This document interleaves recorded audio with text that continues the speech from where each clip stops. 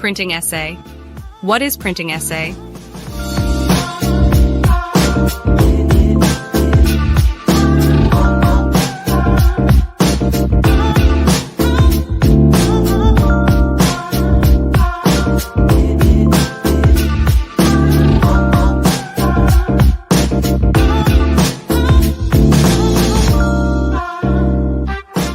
Printing SA is the official voice that represents printing, packaging, signage, and visual communications.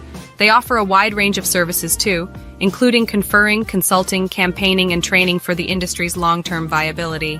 Printing SA support, protect, and encourage the development of printing, packaging, signage, and visual communications within related sectors. They want to be as sustainable as they can be in each project because of their high integrity. Printing SA has a loyal clientele and connections to related industries since they genuinely believe in fairness and accountability, making them a company of very trusted professionals.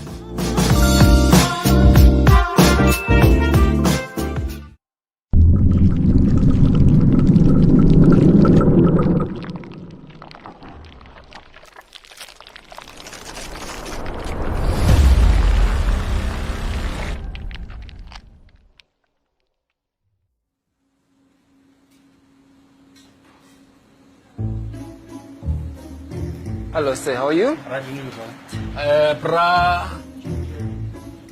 Bravusi. No, sir. Temba. Thomas. No, sir. Lucas. No, sir. Kagiso. Gumede. No, sir. Why don't you just print your name on the name badge and make my life a bit easier? All right, sir. I'm expecting somebody. Can I please have 2 menus? Sure, let me get the menus for you. Thank you very much. We? We? Sorry I'm late, man. I walked into every restaurant in this place because there's no signage up. I don't know how this place is still in business. Not one. How did you even find this place? How does this place still exist with no sign? In 2018, my friend. It makes no sense. Foolish. Otherwise? You know, table is a bit high, chairs a bit low. What you gonna do? Carry on. Have fun. What are we having for breakfast? Everything. Thank you.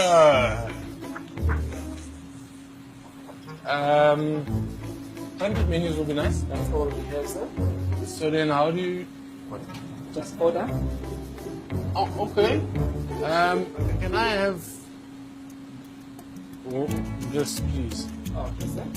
Okay. Can you make it 2 of those because there's nothing else? So.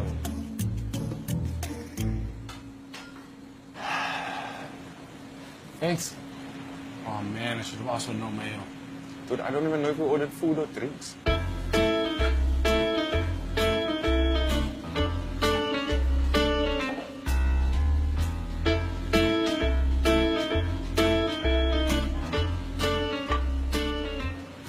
No name brand. Yes, sir.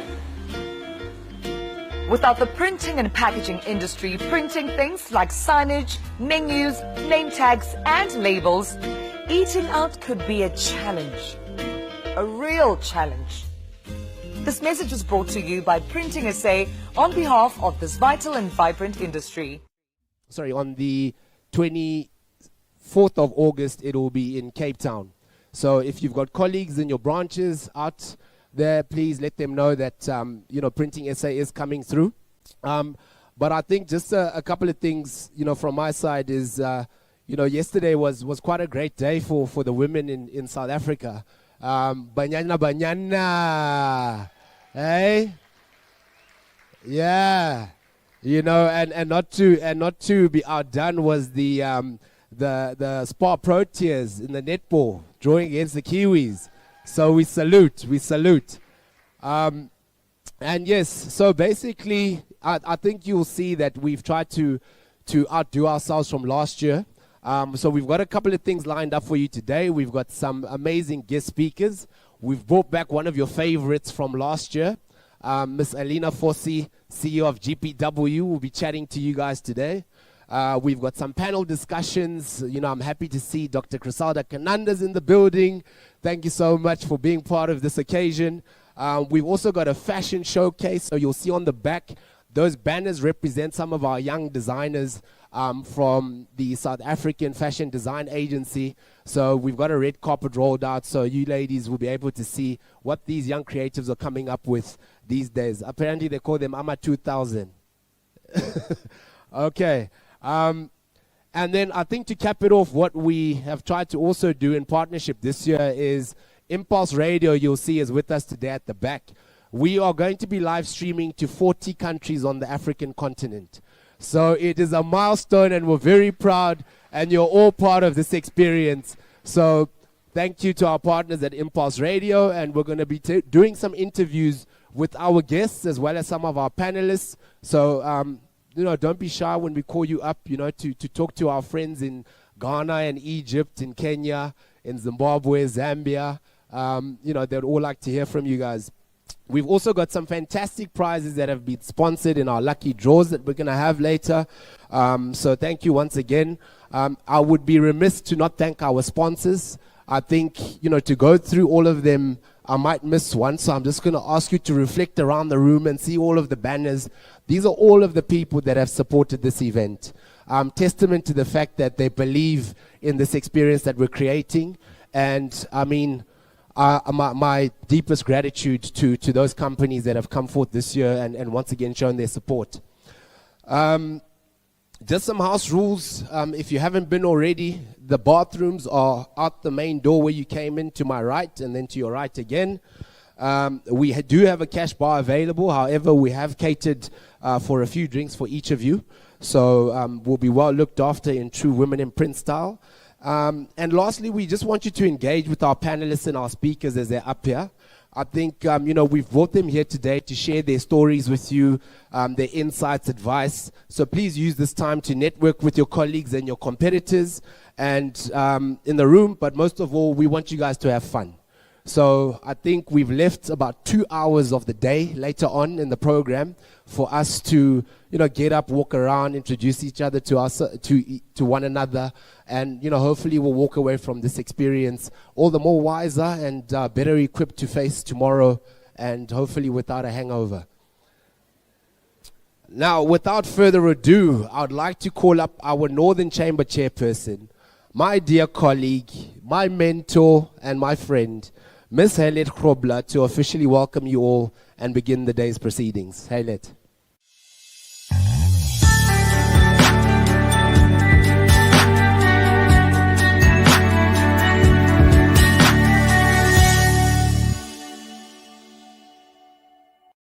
Thank you, Avisha. If I may ask, can we just close our eyes for a second? Dear Lord, may you bless us all here today. May we draw our inspiration from you, and may you lead us. Amen. Firstly, I would like to, before I welcome you, our guests, I would like to say thank you to every printer in the Northern Chamber and Central Chamber. Through their levies that they pay, through their support of making use of our training, our labor law consultancies that we offer, and there are many more services that's on the website. Through their contribution financially, Printing SA is more than 100 years in existence.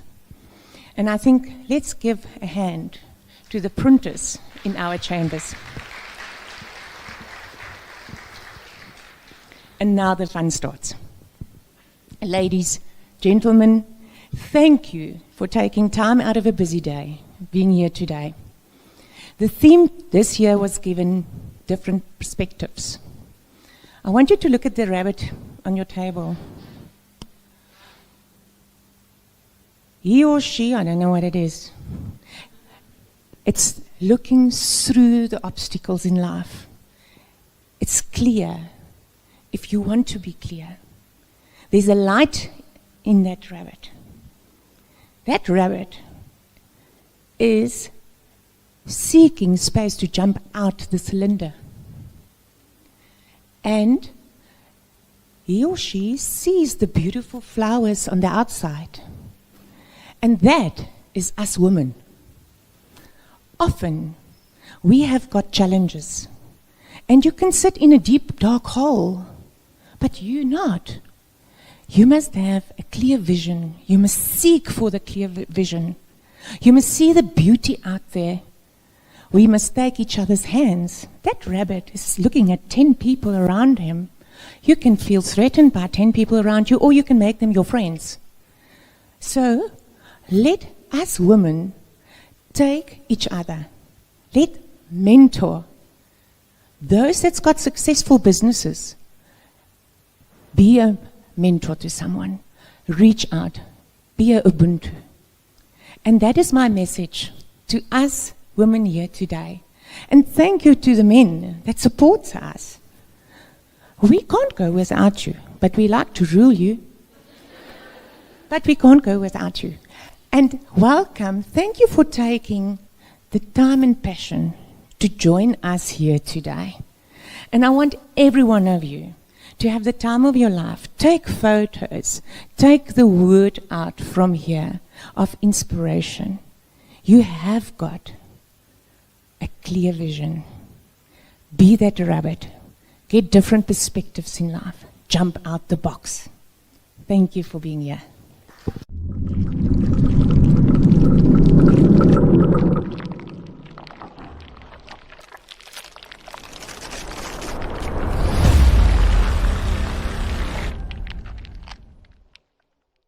Reinforcing the fact that you do need us. So gentlemen, you've been acknowledged.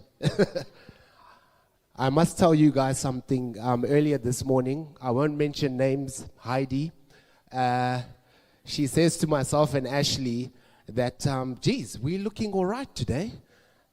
Did you guys finally take a shower because it's Women's Month? And I was like, no, Heidi, we're going to shower the whole month for you. But anyway, going on with the program, unfortunately, the CEO of the FPNM CETA, Dr. Feleng Yende, could not be with us today. But on her behalf, Ms. Sylvia Tsunke, who is the Skills Planning and Reporting Manager at the FPNM CETA, will deliver the message on her behalf. Ms. Sylvia.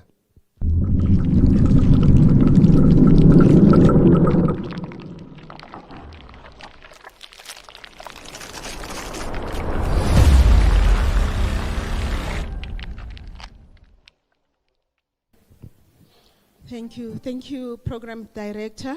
Good morning, ladies and gentlemen. Harry, I feel like a rabbit, like that rabbit on the table. But nonetheless, on behalf of our CEO, Dr. Feleng Yende, I'm here to give you a speech. So I would like to start observing protocol. CEO, Dr. Abdul Majid Mohammed, Printing SAA. Northern Chamber Chairperson, Ms. Hailet Grobler. Central Chamber Chairperson, Mr. Andrew Tinker. CEO, Ms. Alina Fosi, Government Printing Works. Panelists and honored guests. Ladies and gentlemen, good morning. So, the CEO wanted me to say, it is an immense pleasure and honor to have been invited by Printing SA to address you at this Printing SA Women in Print event. As we gather here, we celebrate an achievement and contributions of women who had broken barriers and overcame obstacles in printing, packaging, and signage industry. Together we envisioned a future where gender equality is the norm, where women's voices are heard, and where opportunities are abundant for all. The printing industry, like many others, has been significant transformations over the years. For traditional print to digital revolution, the challenge have been numerous. But history has shown that women have always played a pivotal role in shaping every industry, and this sector is no exception. First, I want to commend each and every woman here for being part of this incredible industry. Your skills, determination, and resilience has made a profound impact, And your work inspires not only fellow professionals, but also the generation that will follow in our footsteps.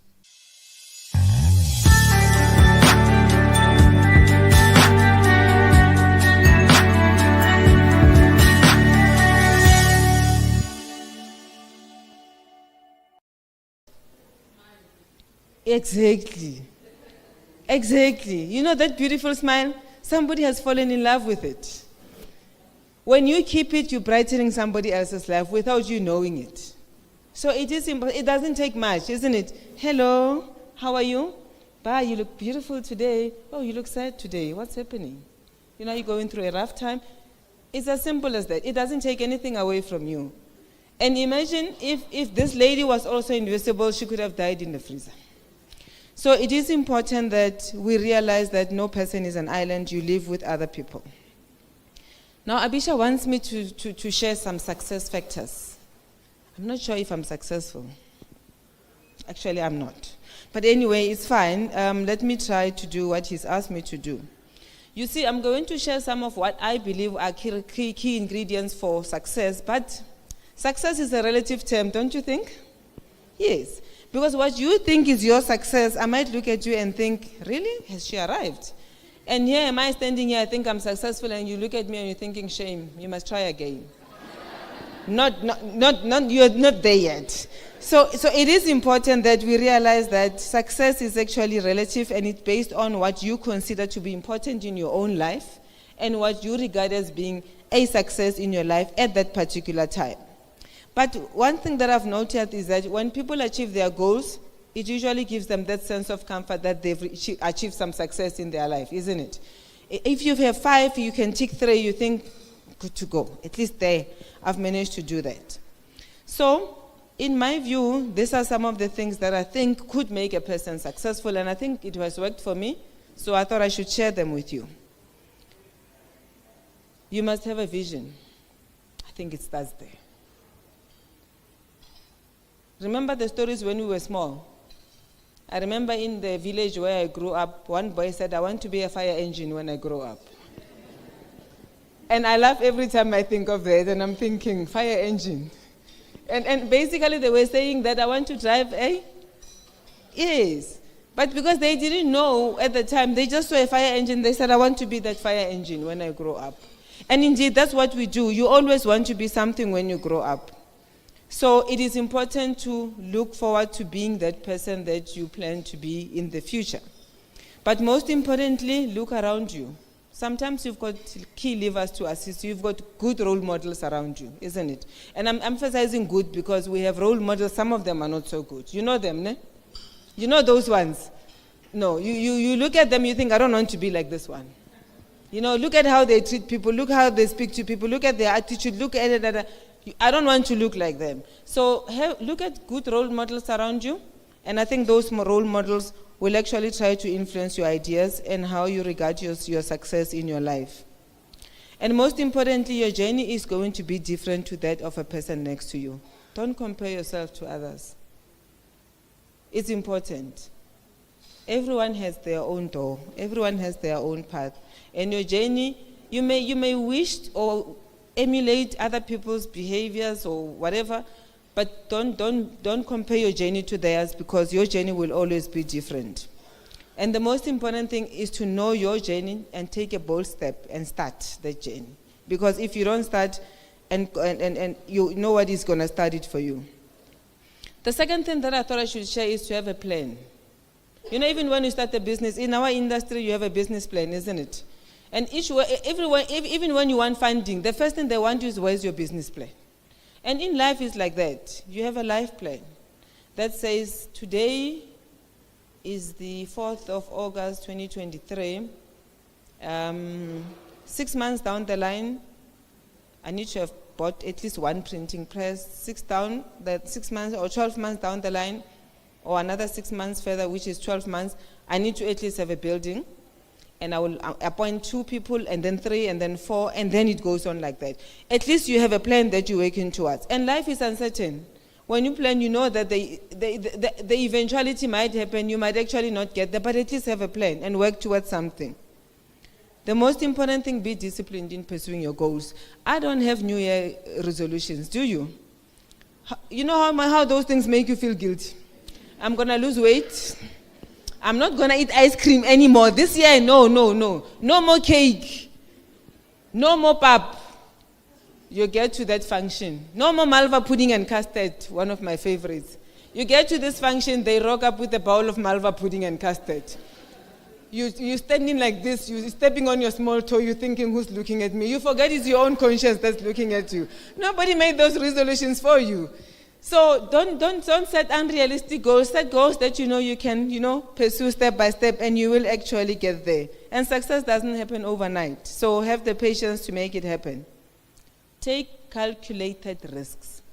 Not risks, calculated risks. Because people just say, I'm a risk taker. When you look at what they've done, it's actually stupid. Really? Why did you even do that? No, I was taking a risk. Is that a risk? That's stupidity. So you really need to take calculated risk, look at what you do and say, if I do this, I should be able to get there because I've got the following in place around me to help me get there. That's calculated. You thought about it, you've got a mitigating plan, you know that one day you're going to achieve it.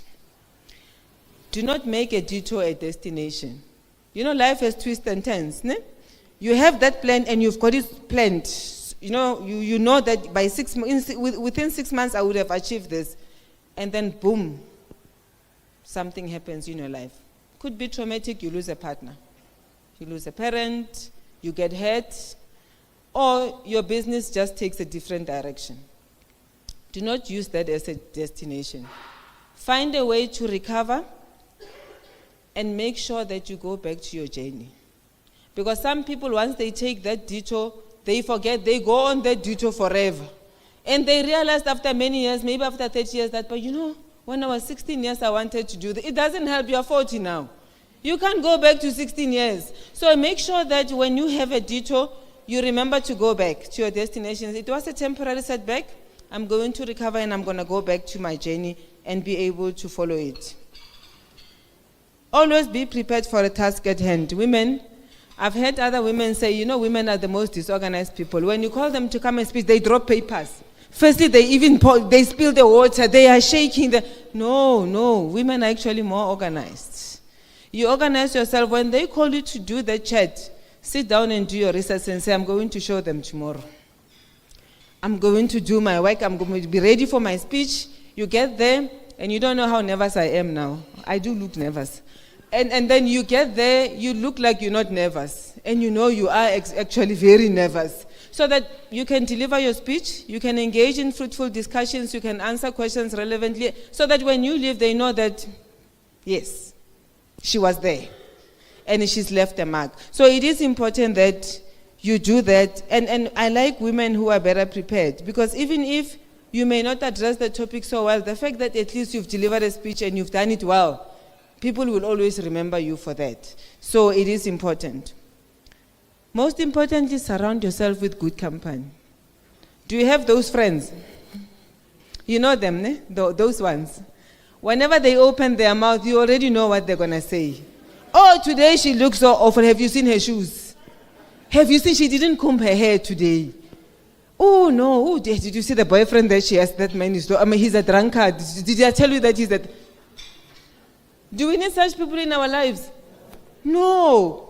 Surround yourself with people whose positivity rubs off on you, or vice versa. The people that inspire you, the people that encourage you, that share your dreams, your plans, that have your best interest at heart. Those are the people that we want around us. Because negativity will drain you. You know how tired you are after speaking to a person who's negative? You're like, I thought this day shall never end. Or you keep it looking at your watch and you're thinking, how do I come up with a plan to run out of this? You start taking a call when there's nothing, no one on the phone.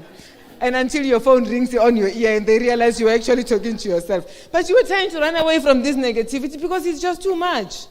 So it is important that you really surround yourself with friends who really build you, and surround yourself with such friends in your circle. Women as leaders, a lesson that I've also given last year, you must learn to be a few steps ahead of your peers. Yes. Yes. That's how you gain that oomph, that edge to say, no, that one, she's smart. That one, when you speak to her, she oozes confidence. Yeah, no, she knows her stuff. You know, so people, when they approach you, they already know. They have a good perception of you because they know you're going to speak a lot of sense, isn't it? Unlike a person who comes there and they say, hey, what was she saying?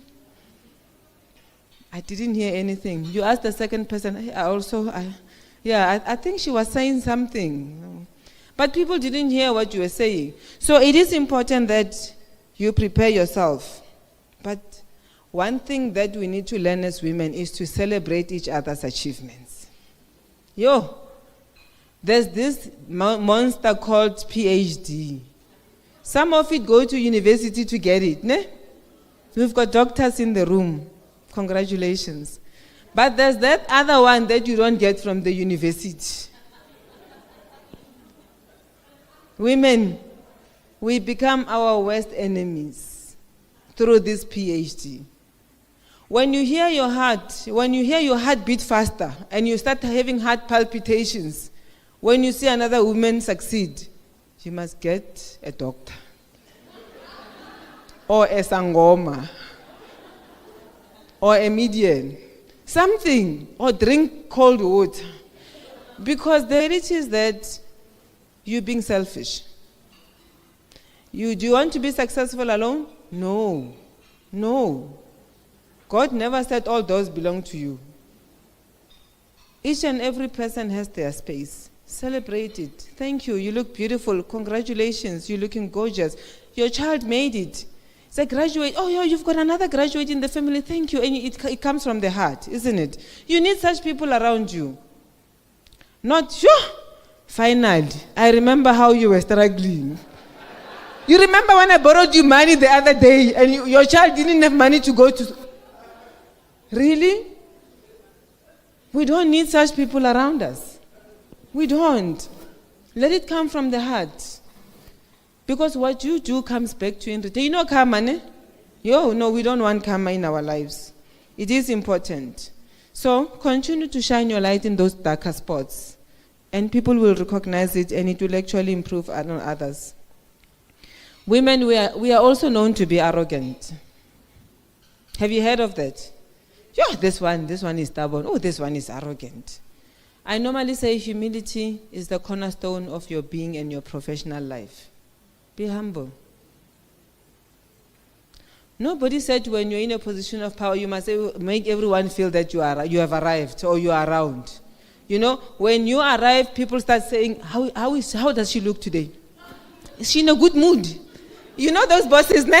I can see you know one of them. How is she today? No, don't be like that. Because the temperature in the organization depends on your mood. Ne? That day, when you walk with your shoes like this, they know, no, today is one of those days. Everybody starts asking, do you want some tea? Be humble. It's important. And learn to eat a humble pie. Difficult one, hey? Sometimes you know you're not wrong. And you are sure you're not wrong. But you're being shouted at. Why did you do that? No. It's okay. It's okay. Pick your battles. Not all of them are worth fighting, isn't it? Some people carry monkeys. You know monkeys? They carry monkeys on they come with their monkeys to your space. And if you allow those monkeys to interfere with your space, they will, isn't it? You'll end up carrying all these monkeys. Imagine you'll be walking like this with all the monkeys that belong to other people. Not all battles are worth fighting. We were in one session where a gentleman came in and started swearing at all of us. He called us names, and we were looking at this guy, saying, this guy this guy is very disrespectful. And at the end of the day, one lady stood up and said, I'm going to beat you up. And she went to the stage and this guy had to run away, and then he came back. And he said, it was a role play. You know gags. You know the gags jokes. When they come to you and eventually they show you a camera, smile, your own candid camera. We were in that situation. And this guy asked us a very important question. Who made you angry? And the lady started saying, no, he comes here and he insults us. No, he makes us. He said, no, you had a choice. You made yourself angry. You could have looked at him and said, Shem, oh, who's working towards the high? This one, is being hurt by his own demon. So let him swear and then it's fine. And then you ignore them. And then you walk away in peace. But what did you do? You got yourself worked up. You even stood up. He says one of you even stood up and they wanted to smack her. To smack the guy. So it's important. Pick your battles. Not all of them are worth fighting. Ladies, it's important to be assertive without being aggressive, isn't it? Sometimes the two are fused. Ne?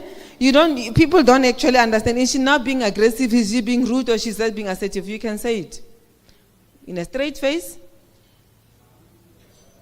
and without offending anyone. But you shall have made your point. You don't need to bang tables and break glasses and kick doors and chickens start running around. No, you don't. You can say it and it will still register. Disagree with a viewpoint without disrespecting another person's. Makes you a better person. There's people who say never argue with a fool. People don't see the difference. You know that, ne? And I'm not saying anyone is a fool. Please don't take offense. I'm just saying sometimes there are arguments that you look at and you're thinking, let me disagree and walk away. It's simple. Because immediately when you start shouting back, now we're trying to figure out what's happening here. We don't understand. So it's important. Disagree with the point they say, ma'am, I beg to differ. Say it's important to disagree with you, but I see it differently and this is how I see it. So let's just agree to disagree and you walk away. It's fine. You've said your point. You don't have to remind the person that you know your granny the other. When I've been seeing that here there's a screw that's loose. You don't need to get to that point. You shall have made your point and you walk away with your respect. Realize your potential. Very important. Establish your craft and respect it. I'm going to share a quote from John Maxwell in his book Leadership Gold, who says that you cannot send a duck to an eagle school. You know that? He says you cannot send a duck to an eagle school because it may not fly. And this is when he talks to leaders. And women as leaders need to also understand this because it's a caution for us. It means that you shouldn't set too high expectations to those people that you can see that they are so comfortable with the status quo. You know you've got those people in your midst, ne? This one, as long as they come to work every day, they don't mind even being the first people on duty. But they're going to drink tea for 2 hours before they start being productive. And they will go and chat in the chat room, and they will go to the bathroom and sit for a few minutes, and then they will start distracting other people on their desk. How was your day yesterday? And then you realize that this has been 4 hours. And they haven't done anything. But they've been all over the show, but they came very early in the morning. And they're so comfortable with that, there's nothing wrong. And I think it's important that you realize that such employees will be satisfied with the status quo. You can try and change them. They will try, but they may not be your best performers. So the most important thing is that, for me, maybe, let me say this, I believe in a different philosophy. My philosophy is that as women, we have limitless potential which should be nurtured. Women are very capable. They have a lot of potential. We just need to unleash it, isn't it? And it can be unleashed. And they are actually, most of them, able to get out of that dark story and be eagles. But how do we do that? We start by pushing boundaries. I heard the speech from Dr. Felling talking about how we need to start pushing boundaries. We need to leave our comfort zones. You know, if you are that duck that's sitting in a corner, you want to get warm, you will not explore the world. So make sure that you move out of your comfort zone. You throw away the box. They normally say, think outside of the box. I'm saying, just throw it away. Why do you ever think outside of it? Throw it away and begin to, to set boundaries that will actually make you feel comfortable and they will make you successful. We need to make sure that we soar even better than eagles. And I'm reminded of the slogan, Watinta Bafaz. Watinta Bafaz. Watintu bokodo uzokufa, which means basically that you strike a woman, you strike a rock, and you will die. Women are actually very capable. I normally say women are made of sterner stuff because I know that they are capable of maximizing their potential. In the workplace, and this is a humble plea from me, do yourself a favor. This industry has already suffered a lot. Do not hire mediocre people. Don't even be apologetic about it. Just don't hire them. Do not. Take a bold stance and say, I'm not going to hire mediocre people. Because you know what they'll do to your company? You'll need to carry them. Like sand in that wheelbarrow, and they are very heavy. They normally come with a huge attitude as well, ne? Yeah. They know what to say, but they don't know what to do. So it is important that you realize that. And you can get such people because they are available in the market. The simple thing you do with them is to develop them so that they can better their skills. And you've got assets. And your company becomes profitable and sustainable. The most important thing with people that are motivated, you need to reward them. Give them the benefits that they require so that they can stay with them. And I know we normally say people will stay with us. You might not retain even your best employees because they will leave you at some point, but at least try to reward them and, of course, pay them good salaries as well, isn't it? We all want money so that they can be able to stay and not start changing around. Our industry demands skilled and professional people, as it were. So it is important that the professional layout of the organization is smart so that you can grow your business. I normally say in GPW, we must grow our own timber. Sometimes you get a person who's not very experienced, but you will be able to develop them, and as they grow, they will be a resource that will totally never be replaced by technology. I need to acknowledge people in the industry, people that have worked with us for many years. We need to continue forming partnerships. I was saying to Dr. Mohammed outside that in this industry, you'll never do it alone. Can you? Never. You'll never go at it alone. So let's leverage on each other's strengths and be able to build our sector and develop our people better. Invest in R&D. You know, in this era of research, of 4IR, research and development becomes key so that we also leverage on those high-tech opportunities that everybody wants to have. And I really, truly appreciate the role that Dr. Mohammed has been playing in Printing SA. Look at us today. We wouldn't have gathered in this fashion, isn't it? And to us as GPW, he's been a pillar of support. And for that, I really want to thank you, Doc. You've been steering this ship with diligence, and we really appreciate. Please keep on doing that. Don't be lost anywhere else. This industry still needs you. And please continue to engage with us. Dr. Yende, I thought she'd be here in absentia. I know that I still owe her sponsorship for training. You can tell her that I haven't forgotten. But really, we have skilled people. We have empowered officials in GPW, skilled artisans who've passed their trades because of yourselves. And for that, we really are humbled. And thank you so much for that. I've seen a number of our service providers, and I don't want to mention them by name in case I miss somebody and they don't come and do business with us anymore. So I acknowledge you all. I thank you for your support. All protocols observed. I really appreciate that. And keep giving us that business. Thank you, Rea Leboga. As you can see, together we can do so much more. So thank you for that. I just want to briefly talk about human rights issues. You know, women's rights are human rights issues. When you talk about a right that belongs to women, it is actually a human rights issue. So in GPW, the simple things that we do, we've got policies in place that manage our gender issues. We draw a diverse workforce. So for those of you who want to join us, we've got the manager who's from HR there. You can talk to them. We mirror the demographics of the country. We've got, all sorts of people from vulnerable groups, the youth, people with disabilities, race, gender, all those, we have them. And we make sure that we have desks. We've got gender, youth, and disability desks that enable them to have an active voice. You know, the slogan of DPSA is nothing for us without us, isn't it? So you need to engage them so that they know what they're supposed to do. But most importantly, and I know our service providers might like this, we've got the preferential procurement policy.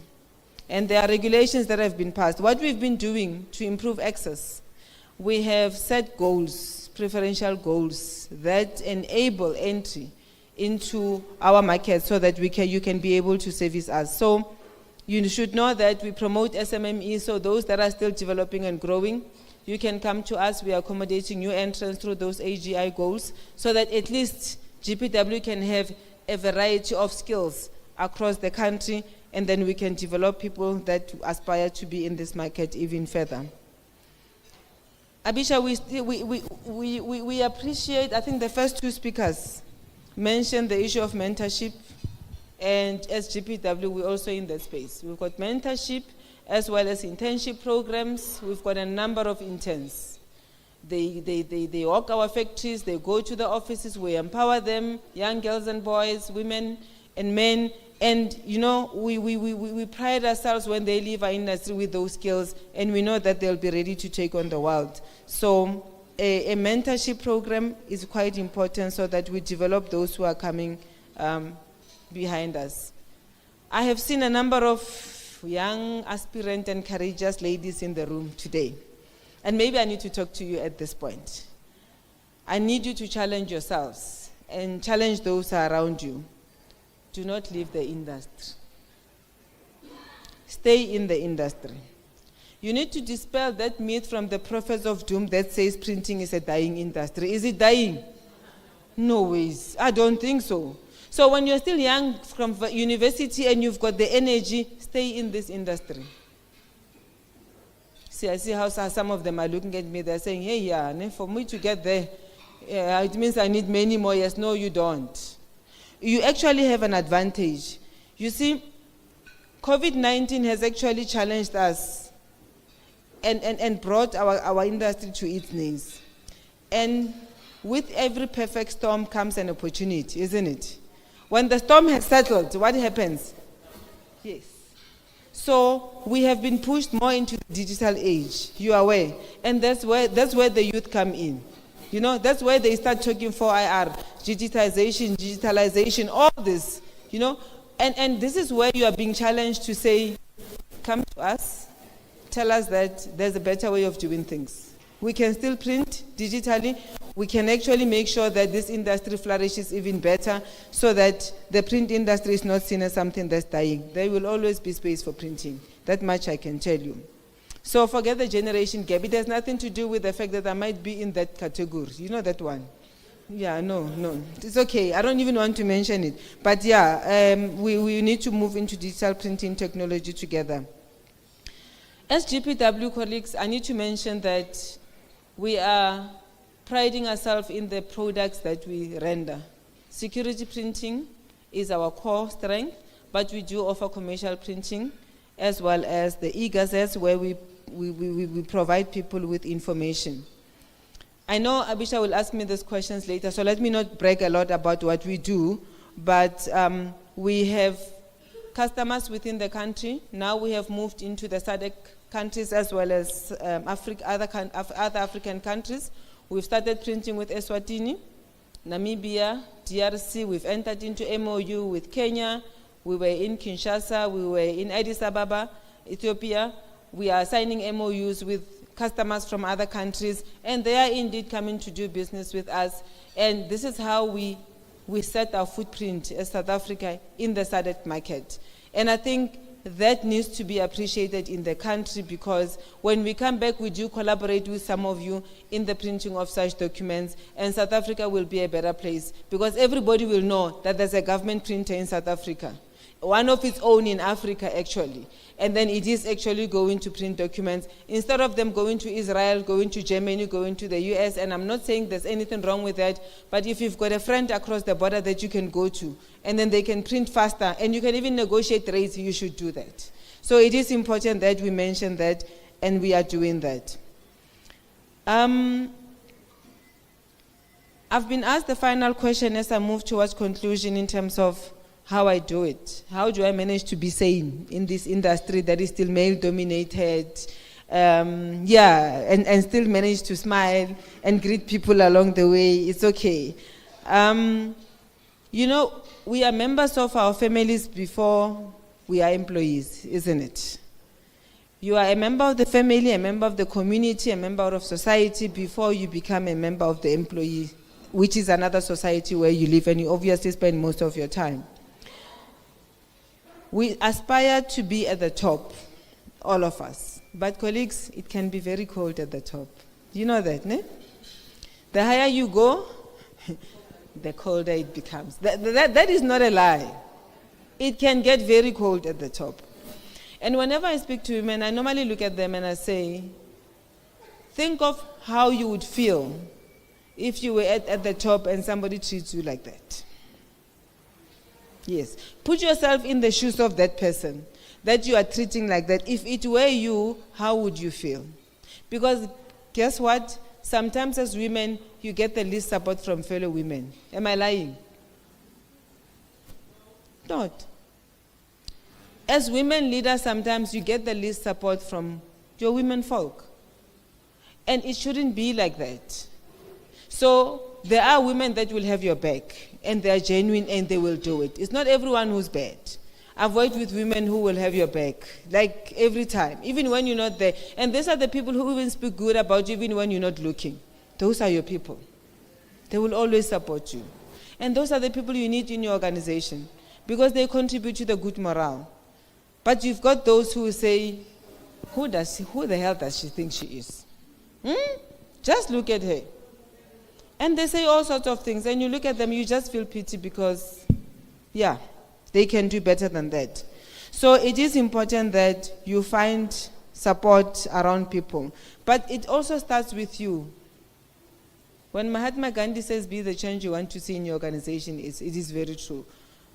Be a person with strong values and principles as well.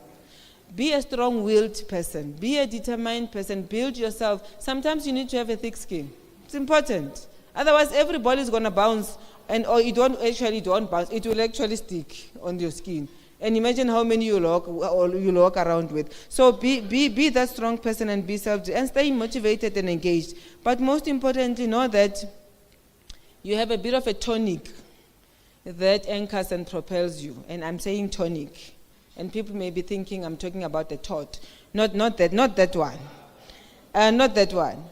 That tonic for me comes from the sources of support that you have around you. You'll never survive alone. Not even in the workplace, even in life. So you need to have support structures such as your family members, and I said earlier, who has your best interest at heart? Hey, I've noted that these days in some families, the word family is even overrated. Hey? You walk into that family, you're asking yourself, are these really members of the family? You see, like in political parties, there are cliques. You know, this one is living with that one. This one is not talking to them. When this one walks in, another one wears their shoes and they start going outside. You know, and that's why I'm saying identify those with with your best interest at heart, because they will support you genuinely. Surround yourself with such people.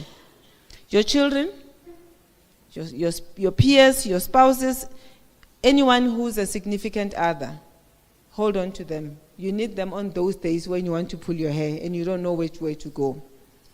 Have colleagues and friends that you share ideas with. Share your joys. That day when you had a bad day, you can pick up a call and say, you don't know what I went through today. And you know they will listen. They say a friend is a person who listens even when you're not saying anything. Sometimes you just sit there and you cry, and they look at your chest. When you're done, they'll just give you coffee and say, it's okay. It's okay. It will be fine. And the following day you laugh. You laugh the loudest. People are asking themselves, are these people drunk or not? No, you laugh. Laughter is also therapy, isn't it? You must learn to laugh sometimes. You just laugh with a louder voice and you're releasing some steam, some stress. And it works for you.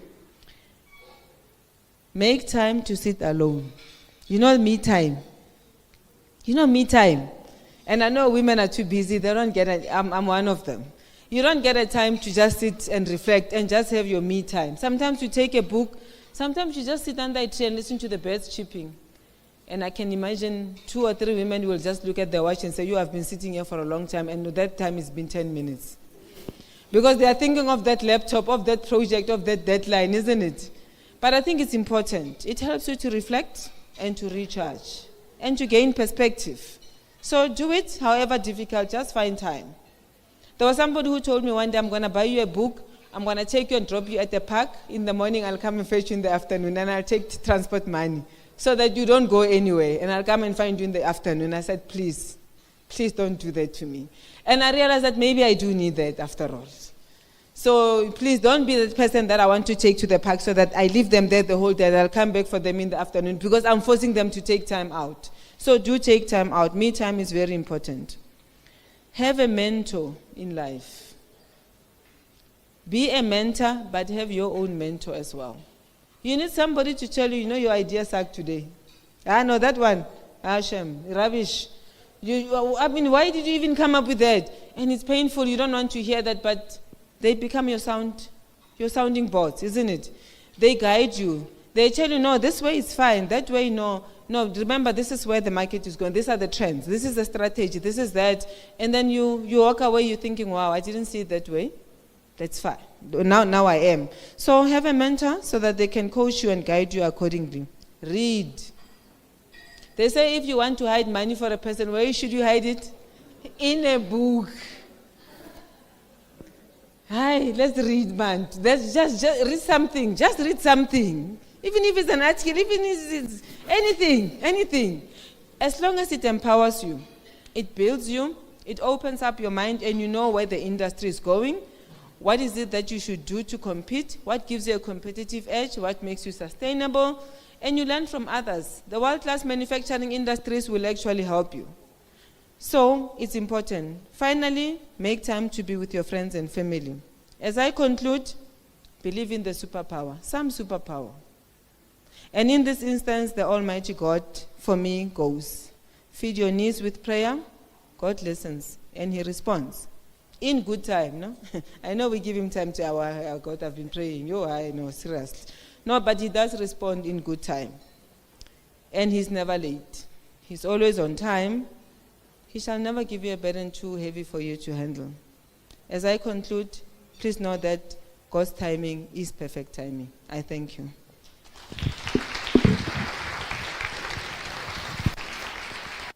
Cheese. No, say, ouch, she has arrived. Yeah, we'll say money. Thank you for smiling, for the frame photos. I've posted them on the Africa Print Facebook page. Okay, so my first question for you.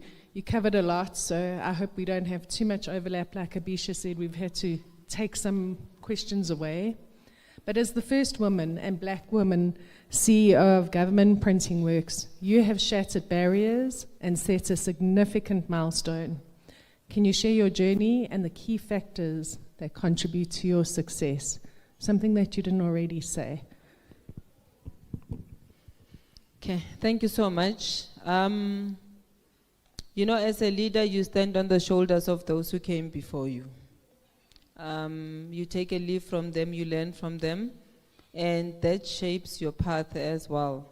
So, being appointed into this position is a great honor for me, and I owe that to those who came before me, those who are a team that I work with, and I always say to them, you are as good as your own team. I've seen people who give themselves bonuses and their juniors don't get bonuses, and I always find that very strange. How does that happen? Because if your employees are bad, you're also bad. You can't get a bonus when everybody else is not getting a bonus. And that's how it works, and vice versa. You'd rather actually give them bonuses and you don't. So, some of the barriers that one has had to contend with, printing in South Africa is still evolving. And you find yourself having to contend with quite a male-dominated world. But I think it's important that you get into that boardroom without carrying a big head, but you set the tone, you show your competence levels, you are able to communicate respectfully, but you also indicate to those around you that you have a clear vision. You also have a plan, you also have a team that is dynamic enough to drive the vision of the organization together with you, and you walk the talk. And I think that's important, because when you walk into that boardroom and you start behaving like what they expect you to behave like, that person who's always moody, who can't do this, who can't do that, it then shows that you are also stereotyping yourself, or you're living in that world of stereotype. Whereas if you become the opposite in a positive way, you then end the stripes of being that leader that is able to engage in a male-dominated manner across all sectors, across all levels, and you can actually impart the skills to those around you as well. Thanks. Thank you for that. I think from me, I just wanted for you to share with us, being somebody who's been in the public service for many years and having varied roles that have shaped your leadership style and influenced your approach to leading government printing works. What would you say has been your greatest learning that has helped you to thrive in this environment? Okay. Look, there are many learnings in this area.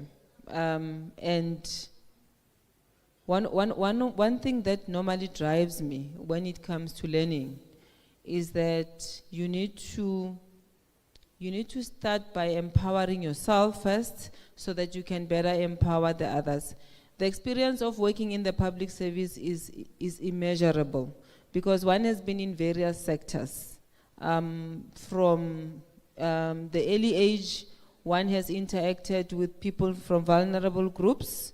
You are able to interact with people from diverse cultures, but most importantly, you are able to engender that culture within the organization so that across all levels and across units, you are able to build a diverse team that is able to deliver in line with your organizational mandate. So it is therefore important to focus on key areas of development to make sure that that little mentorship program becomes important, that little internship program becomes important, but most importantly, you continue to collaborate with your partners in and out of the country. Our experience in SADC has actually taught us a lot, and it opened our eyes to key areas of development, and it has actually made us embrace, the wealth of experience that we have within the country. And with that, I just believe that we can continue to strive to do better as a country. Thank you. Technology is rapidly transforming the printing industry. How do you envision government printing works leveraging emerging technologies to stay at the forefront of the field and maintain its relevance in the digital age? Yeah, I mentioned earlier that we have been put in a perfect storm by COVID-19. Whilst we were looking at COVID-19, the global laws came to the fore. And we then started experiencing a challenge with raw materials. Paper became a rare commodity as well. And that on its own pushed us into the digital space. And as government printing works, we have been, actually I think we started this journey over 10 years ago of going into digital printing. When everybody was talking e-government, e-this, e-that, we also thought, oh no, let's not be left behind. We also need an e-passport. We also need an electronic ID so that we're not left behind. Why is everybody saying e-this, e-that? And we thought, no, we're gonna join the bandwagon. We have produced the smart ID card in South Africa. Structure, we've got a myriad of security layers that we build on our documents, and that has actually helped us. We now are contemplating to move into e-exams so that we can print exams digitally. So we're talking digital space. We are in the process of building what we call a master plan, which is going to be a big factory that will house our state-of-the-art equipment, that will help us to move into chip technology, that will help us to move into all the digital products that we want. And I obviously won't go into all of them, but we've got a number of them that are coming up. And as we go ourselves into SADC market, they actually know that in the security printing industry, we have a strength that not many companies can contend with in and outside of the country. Hence, they're actually flocking to come and print with us. Thanks. Well, some company secrets shared there. I could see some of our suppliers, Grant, smiling there when you heard digital technology coming through. So, look, I think we'll leave it there. Ladies and gentlemen, I want to open it up to the floor. Does anybody have any questions that they would like to ask Ms. Fossey while she's with us on stage? You can just put up your hand. We've got a mic that's roving around. Going once. There we go. Heidi's got a question. I've recently had to apply for a passport and a smart ID, and I would really like to compliment you guys. It's a brilliant product. The service is great, so thank you. Thank you for the innovation. Thank you, Heidi. Any more compliments or complaints? None. All right. Sorry, we are just running a little bit behind. But Ms. Fossey, I know when I did reach out to you to ask you to, take the spotlight on this one because the industry had spoken, you really, jumped at it with absolute enthusiasm, which speaks to what you said earlier about, women, taking that plunge and owning their space. And you're really a great example of our theme today, which is to level up. So a big round of applause for our guest speaker today, ladies and gentlemen. She was fantastic.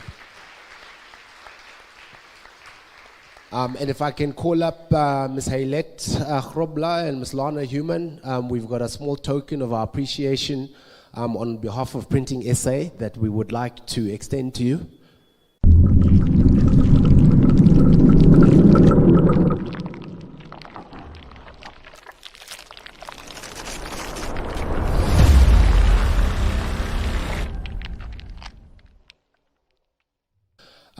Up next, you have heard the name, you've seen it in our programs.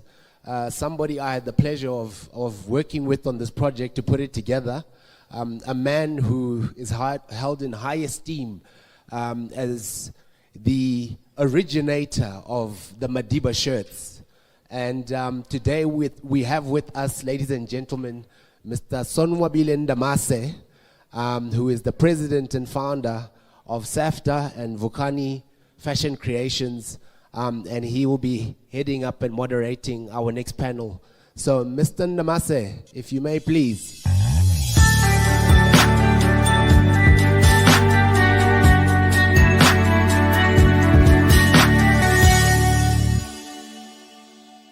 Is a very sensitive sector. It's so sensitive in the sense that quite a number of people will tell a story about GBV. I am not an expert on this particular subject, but because I am a human being with a title called gender. Therefore, it gave me an opportunity to stand before you, ladies and gentlemen. We all know that gender-based violence, which is abbreviated as GBV, is a profound and widespread problem, especially in our country, South Africa, which impact on almost every aspect of life. GBV, which disproportionately affects women and girls, is a systematic and deeply entrenched in institution, cultures, traditions, as we all know in our country. But I have a panel who then, without me having to spend time and giving you the stack of what happened in our country and what happened in our neighboring African states, as you know that we are streamlined into quite a number of countries. We will also be in a position of my panels, when you come up here, understanding that we'll be getting some questions from the floor and also from the people afar. I can see that our tables are already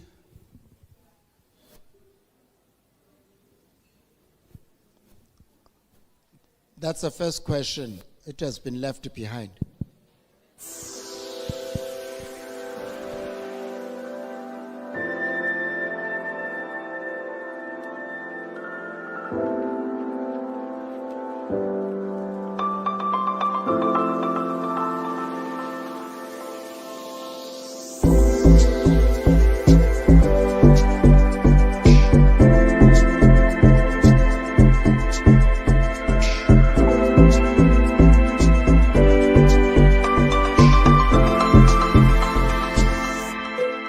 My name is Crisalda Kananda.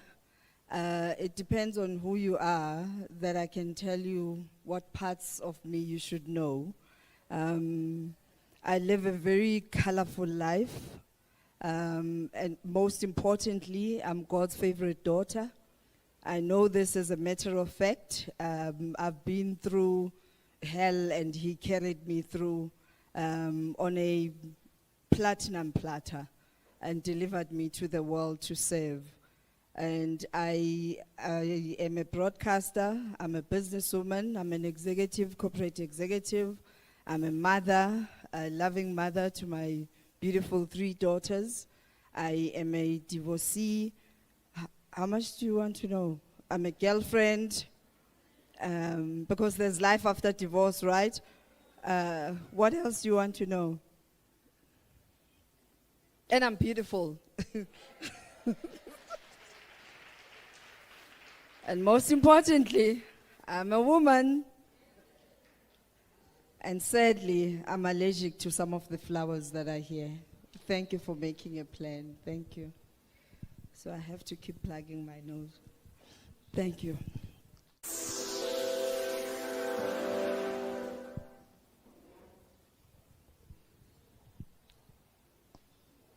Isn't she lovely?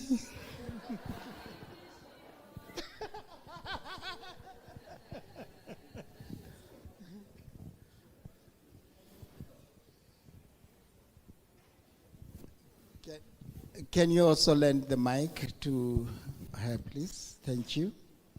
Morning, everyone. You look beautiful. Thanks. Introduction. When Usis Crisalda was talking, it was as if she's introducing me.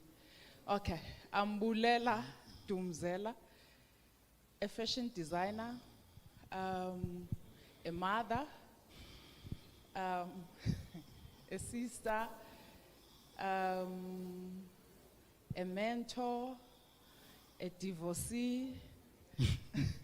I'm a returned soldier too. Free-spirited person who've been there, out there, and that is from a Mampondweni. I know some will say in Eastern Cape we've got different places, but I'm from the side of Amampondo. I think that's it, Faku. Thank you very much, madam. Can we have the last but not least, Madam Lekhodi?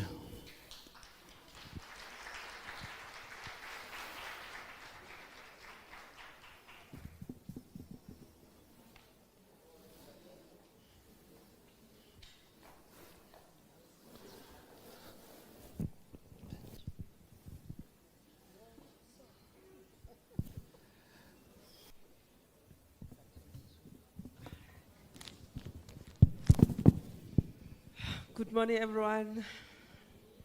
Yeah, the sitting makes us feel like we are in another environment. Thank you so much, moderator. I'm Raisi Jalehodi. I'm working in the Gauteng Department of Economic Development. I am a mother of 3 boys.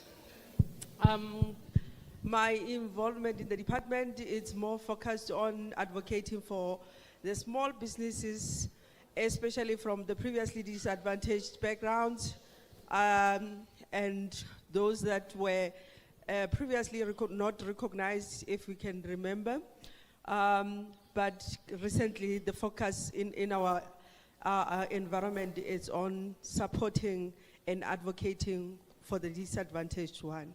Thank you so much.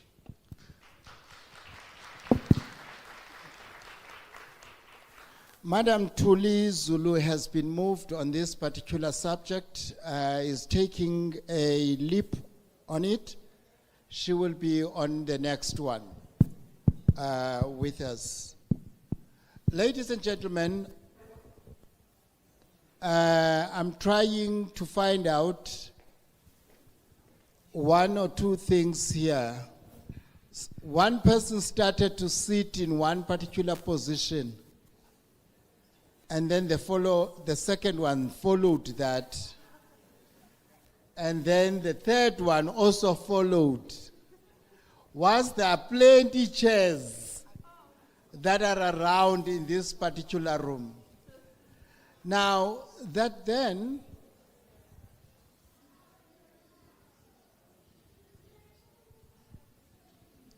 Program Director, Abisha, there's an intimidation of some noise on this other side. I need protection.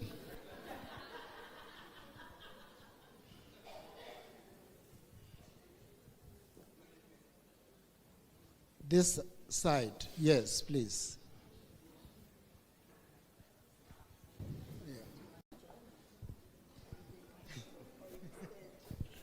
It's fine.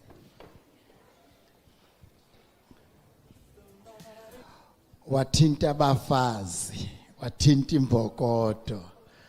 You can see that I'm with the leaders here. When they don't feel comfortable, they voice it out.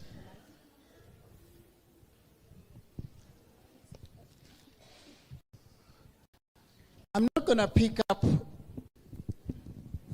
Ladies and gentlemen, I'm very sensitive to some other dialogues except the ones that we are rendering now. Can we just give a respect to this function? Please. She's my sister. That is the theme. She's my sister. I'm tempted to say he's also my brother. Whatever that he's doing to my sister. I'm also tempted to say he's my brother. The theme today says she's my sister. I just need a bit of a background of 5 minutes from each of you. Just only ponder on the GBV. She's my sister. What does that to you mean? In your own experience, in what you have come here today to share with us. She's my sister. Now, anybody can speak. Actually, you'll be speaking, all of you. You can start, she can start. Okay. Thank you once again for the opportunity to share this morning. When I received this invitation and I was trying to find out how to package the message that it calls all of us to action, and didn't want to come with references of textbook material, I then decided that I will share my own personal story. In 2021, was it 2021 or 2019 or 2018? Somewhere, but it was before COVID. Just before COVID, I am hoping that I'm happily married and had a tiff like any other couple that morning and went to work. And around 12 midday is when my then radio show started. And I was asked to come to my aunt's home when I finished broadcasting. So driving to my aunt, not even thinking that there could be anything wrong. I thought maybe just family dynamics. We're going to talk about some umsebenzi that's coming later in the year, or they want money. You know, this black tax thing is a reality for some of us. So I just drive, singing along, very excited about life. And I get there, my husband is there.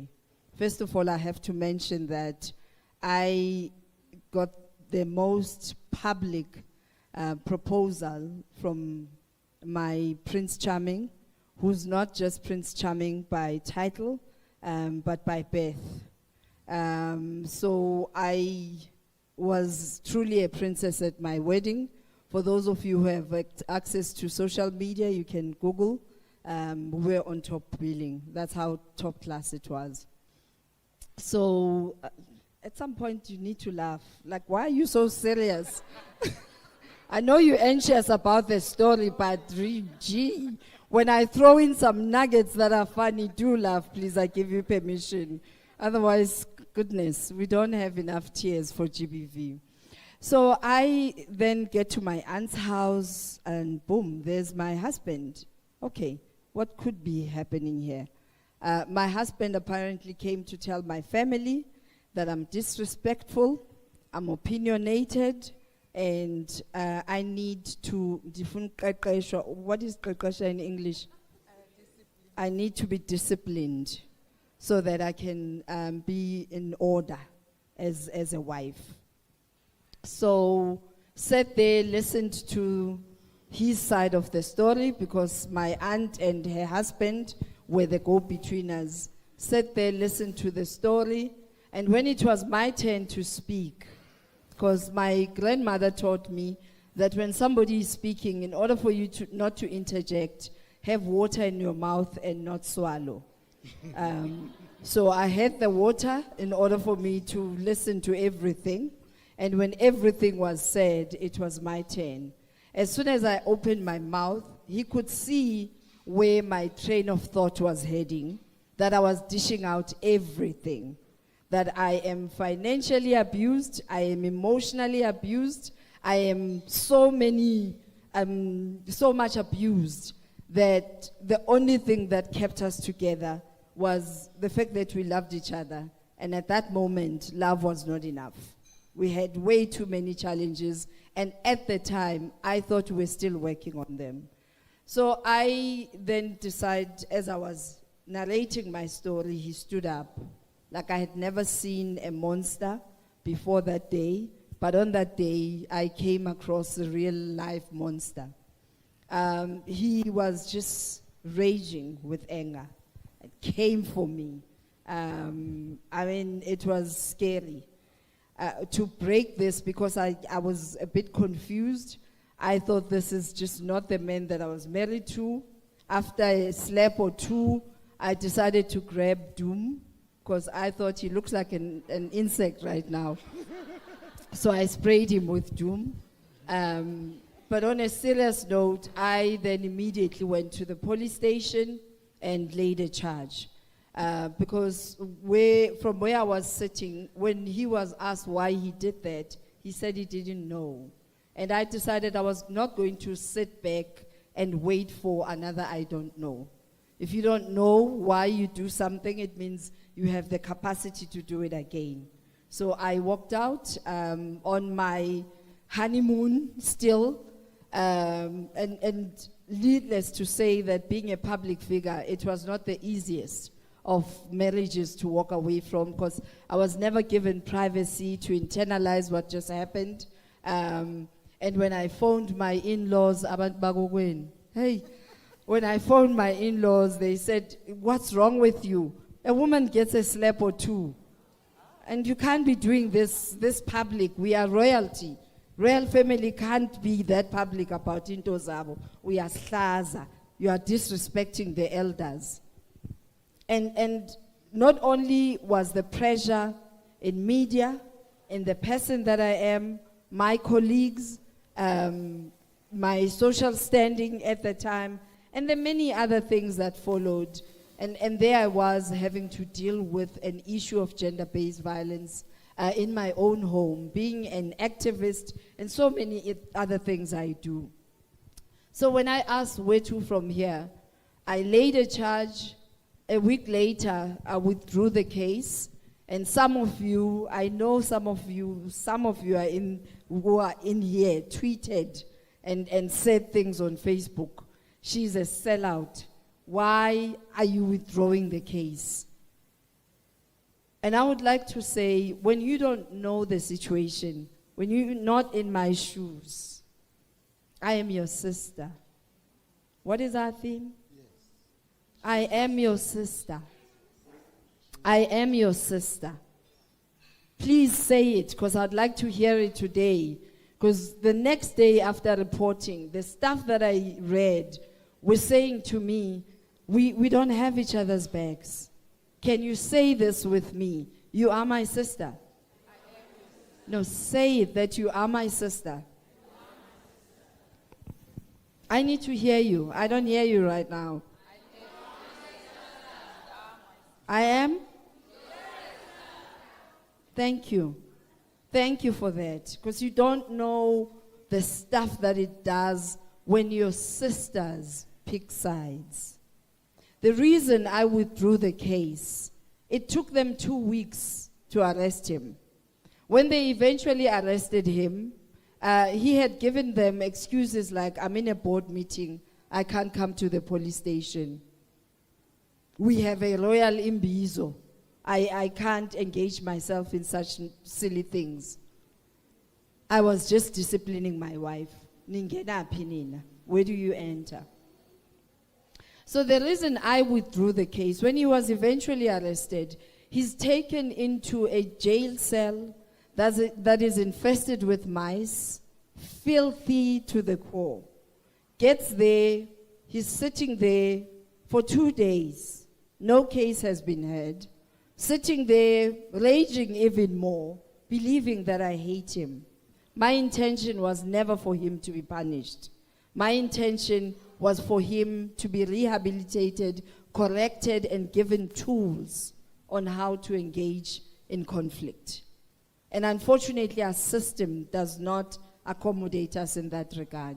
Him being in prison meant he was going to have a criminal case, and that means the people that he's feeding, who are at the center of our divorce, because he was feeding 5-6 families at my expense. So that means those families are not going to have a breadwinner. That means there will be baby daughters in that family who do not have a provider. Is that supposed to be on me? My intention was for him to be rehabilitated. The relationship was not working for me. So my walking away had nothing to do with wanting people being punished. But I wanted us to relate better to each other. Sorry, Dr. And that's Griselda. where I end my story. Can you drink some water on that note? I need some water as well here, please. Was Dr. Griselda is drinking some water? She's my sister. Can you come through? Yeah. She's my sister. You are my sister. Thank you. Can we have some water, please? You know what? As she's talking, I'm like, sometimes when you go through these things, you think you're going through them alone. And yeah, I've been there. Exactly the way you are saying it. But fortunate enough, it's all about taking the next step.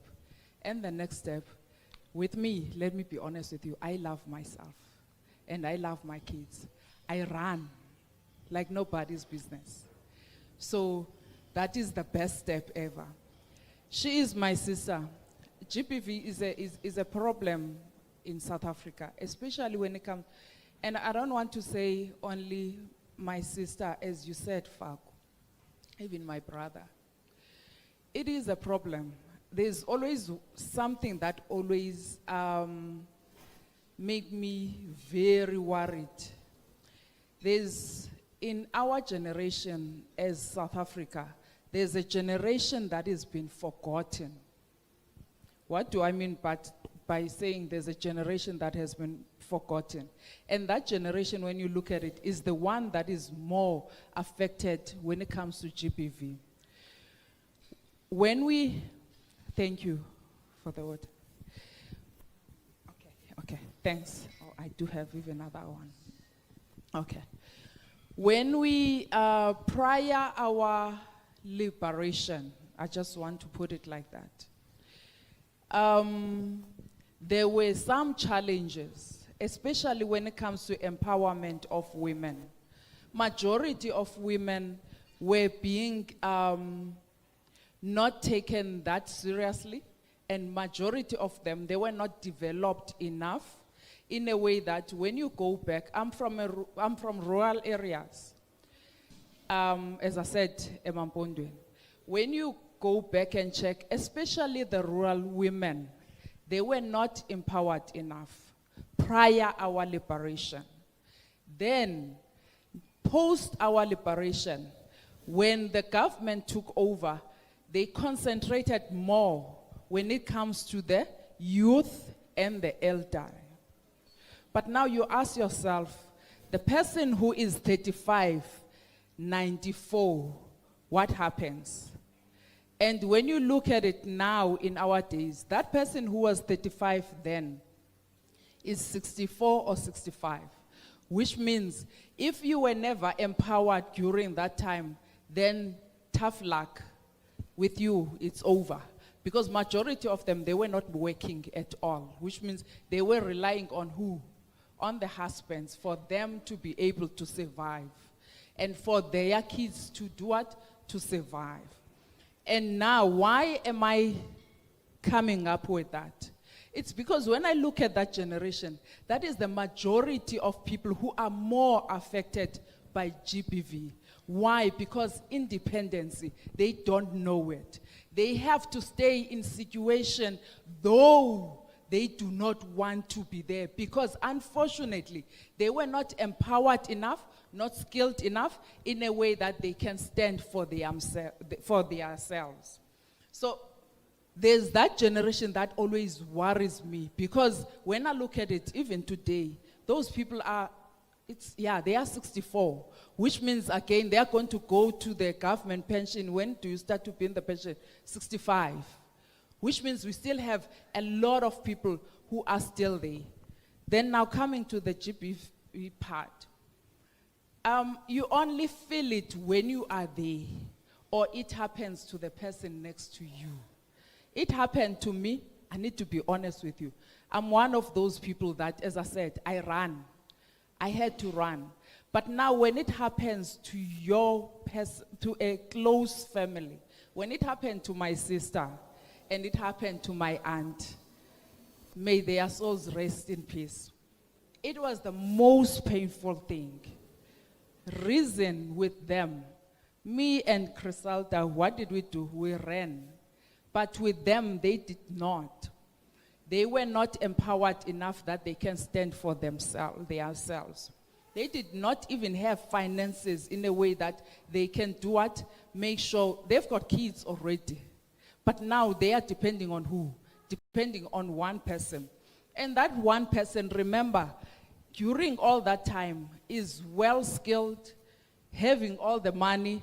Yes, as the time goes on, he gets fed up of this person who's always asking for money. And another thing that I can encourage us as women, there's a part now that I think is fashion. We know, I don't even want to say our brothers are wrong or what. There's a fashion that we have whereby you stay in a relationship, though you see that it's not working, for the sake of the status, for the sake of, okay, what do you call the part whereby they give you money? Yeah, bless us. Unfortunately, I don't have, and I don't even want one, because I can do it myself. Yes, they are giving you money so that you can be whoever that you want to be. That is the wrong perception.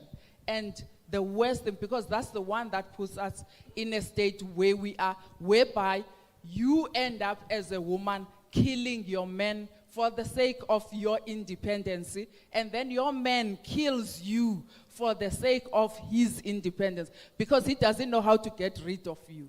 So we as sisters, we need to make sure we are there for each other, and we need not to do what discourage each other. When you come to me with your problems, I need to listen.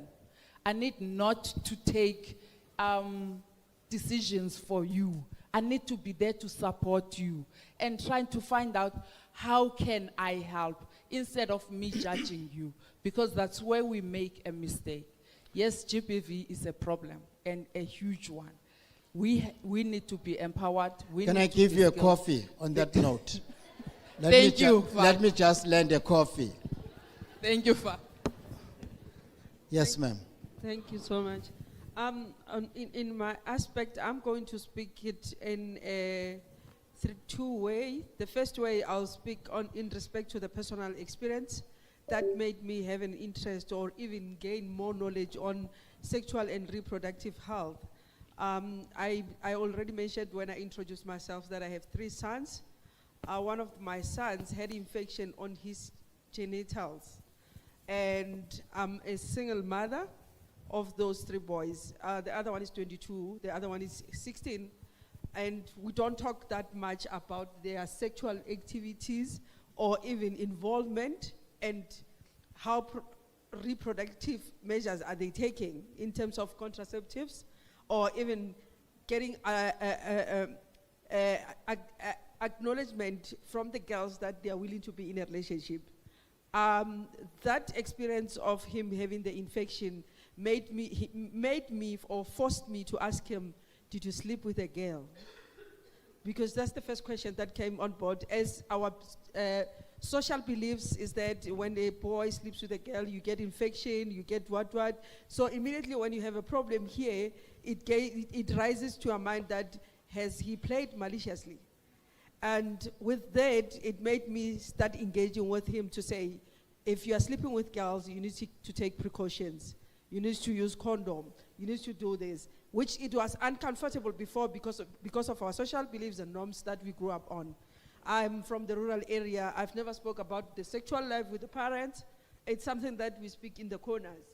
But at my age, my kids are expecting me to engage on that, which it was exciting to get an update to say the Department of Education is also considering to do this as a syllabus, or they put it in the syllabus to teach them about that. But it's not enough for them to get it from the teachers.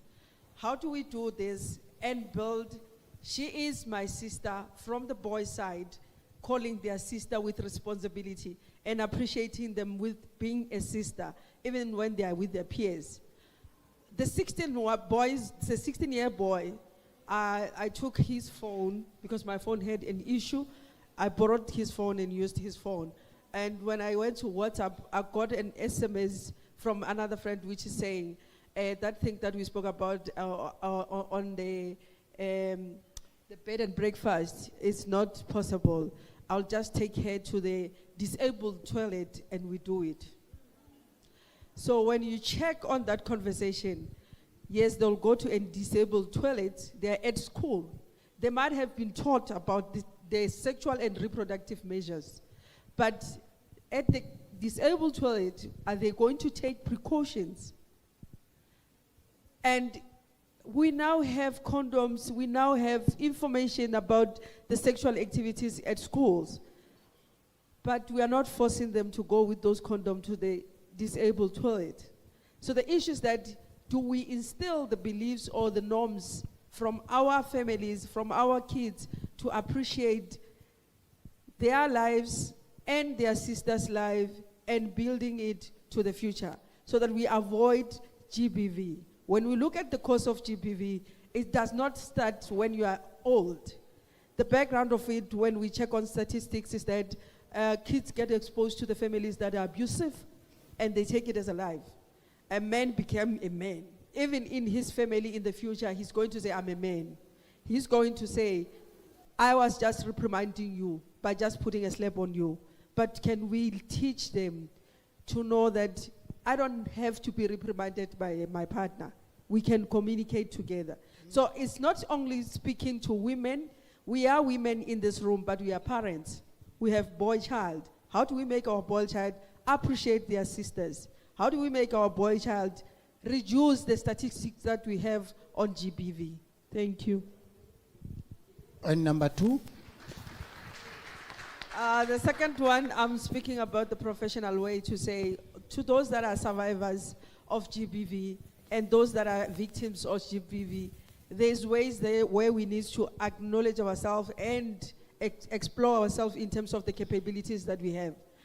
On our background as women, we multitask. And on our background as women, we do everything. If I'm saying I'm a single parent, I can fix a car even if I'm not a mechanic.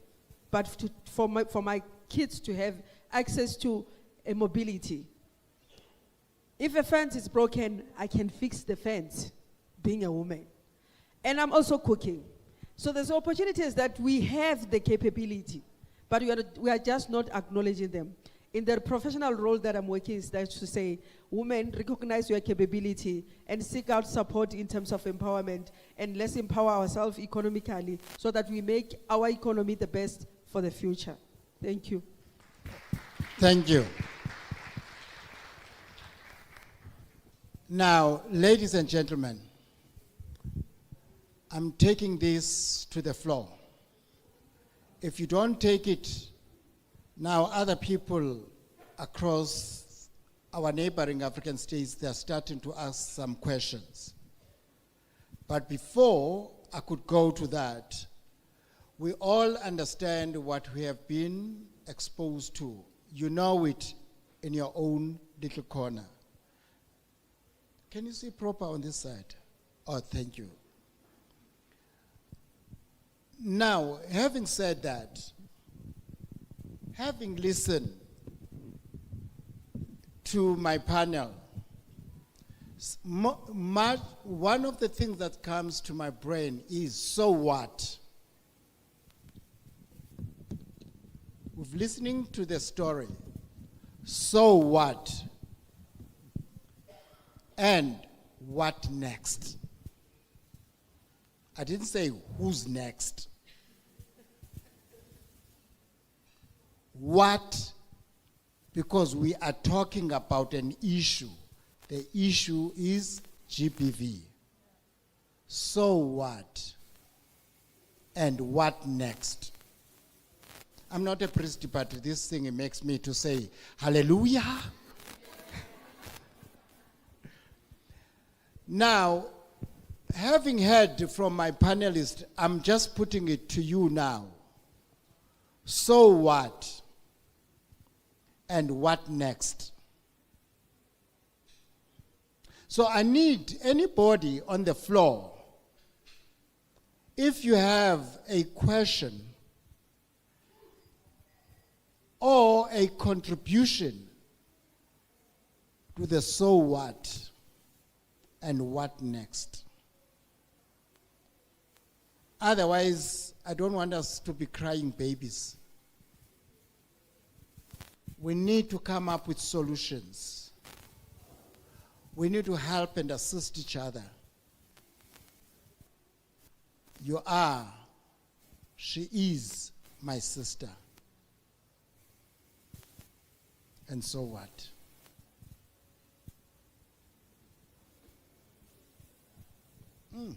Waqala ubhuti.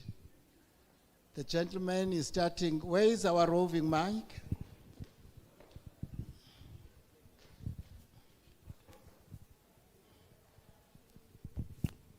Apologies for being the first guy to speak on Women's Month. Please forgive me. My name is Patrick. I work with the United Nations Women. Professional, I'm a data scientist, I'm a data consultant. That's how I'm related to the United Nations Women. We've really had some healthy discussions today.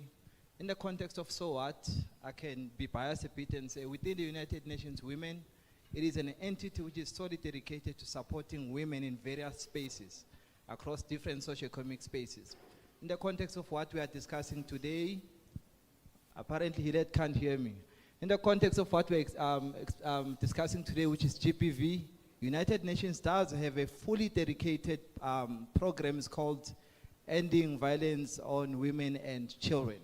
So if you have time, please do make United Nations as one of your key stakeholders across your many personal and business development needs.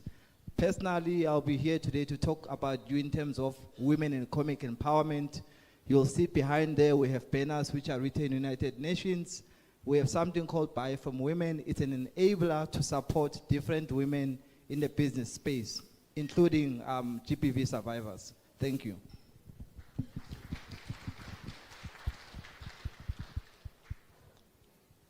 Any other contribution on the floor?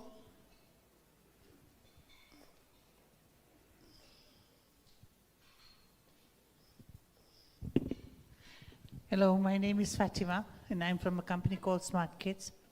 And this problem has to be dealt with from when a child has been in grade RR, we call it.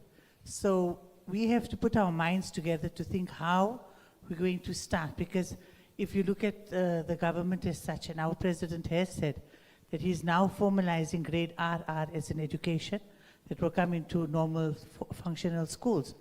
So we have to start right at the bottom. See, we're starting how we're sitting here as adults, and then we're saying a child has to be matured. But machinery will tell you, give us your child between the age of 0 and 7 years. So between the age of 0 and 7 years, if you start there at the foundation, and you explain to a child where he's coming from or where she's coming from, then they'll have a goal to know where they want to go to. And that is very, very important. And we are only starting this now in South Africa, where we're trying to raise children with a proper foundation so that by the time they get to grade 4, 5, and 6, they have instilled the values of respect, my sister, my brother, and where we're going to go from here. So we have to start early. That's why we've started this company called Smart Kids, and the foundation there is to lay a proper foundation, because if a child knows where he's coming from or she's coming from, then she'll want to know where she wants to go to, and respect is and discipline are very important factors in order for us to instill into our next nation, inshallah. Thank you. Thank you. Noted, and also noted. Just a second. Somebody from Senegal is asking this question to the panel or any other person. I've noted you. Somebody says from Senegal, "Sir, what are the root causes of gender-based violence, and how can we address them effectively to prevent its occurrence?" That is a question from Senegal. We're streaming live.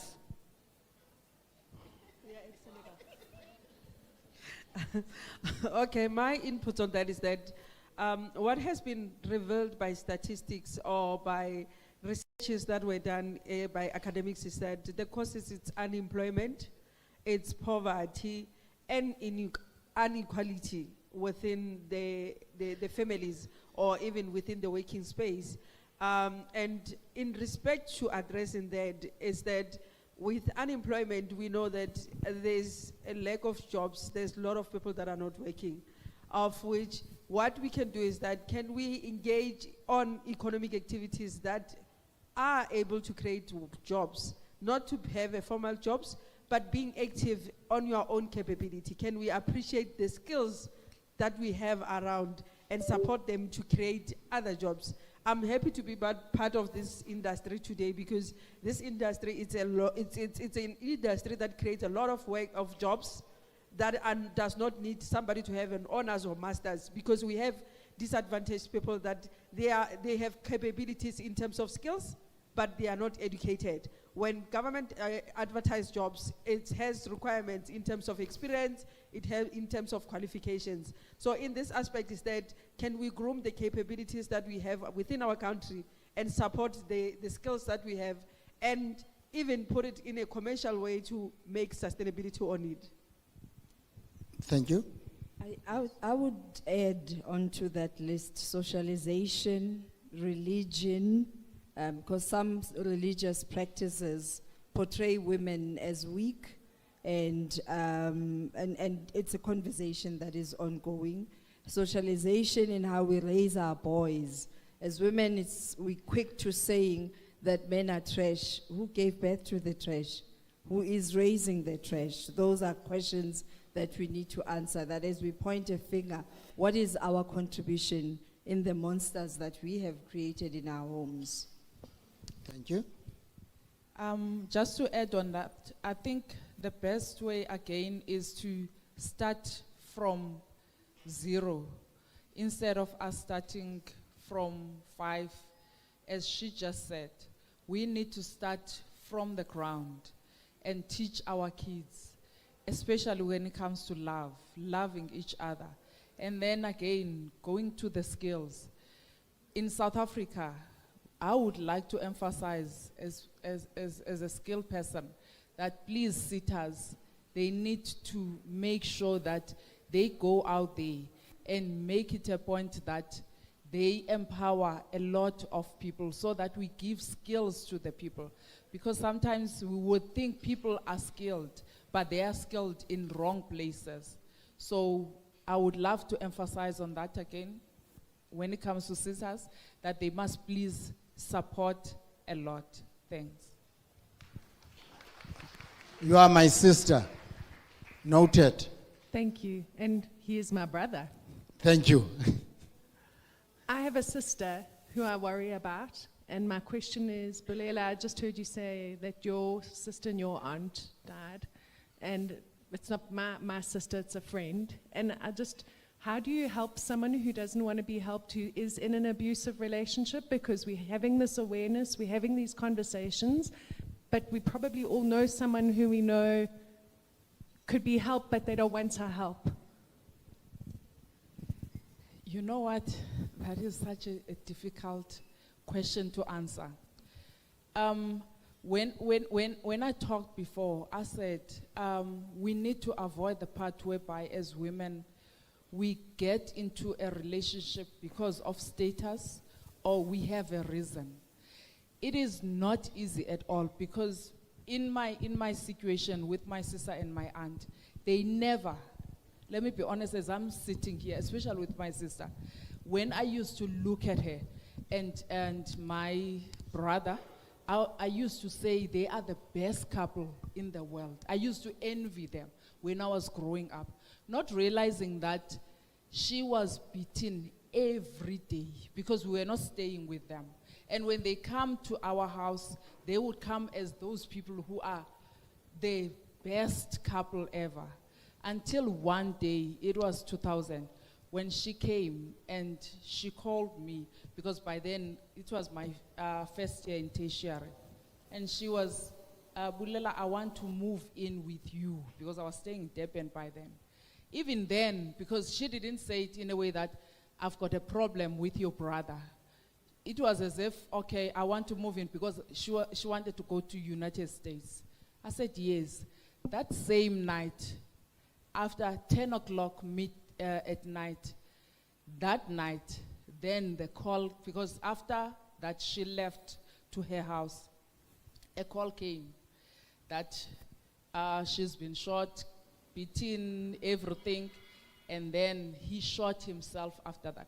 Fortunate enough, the kids were not there. They were at my home. Then he couldn't.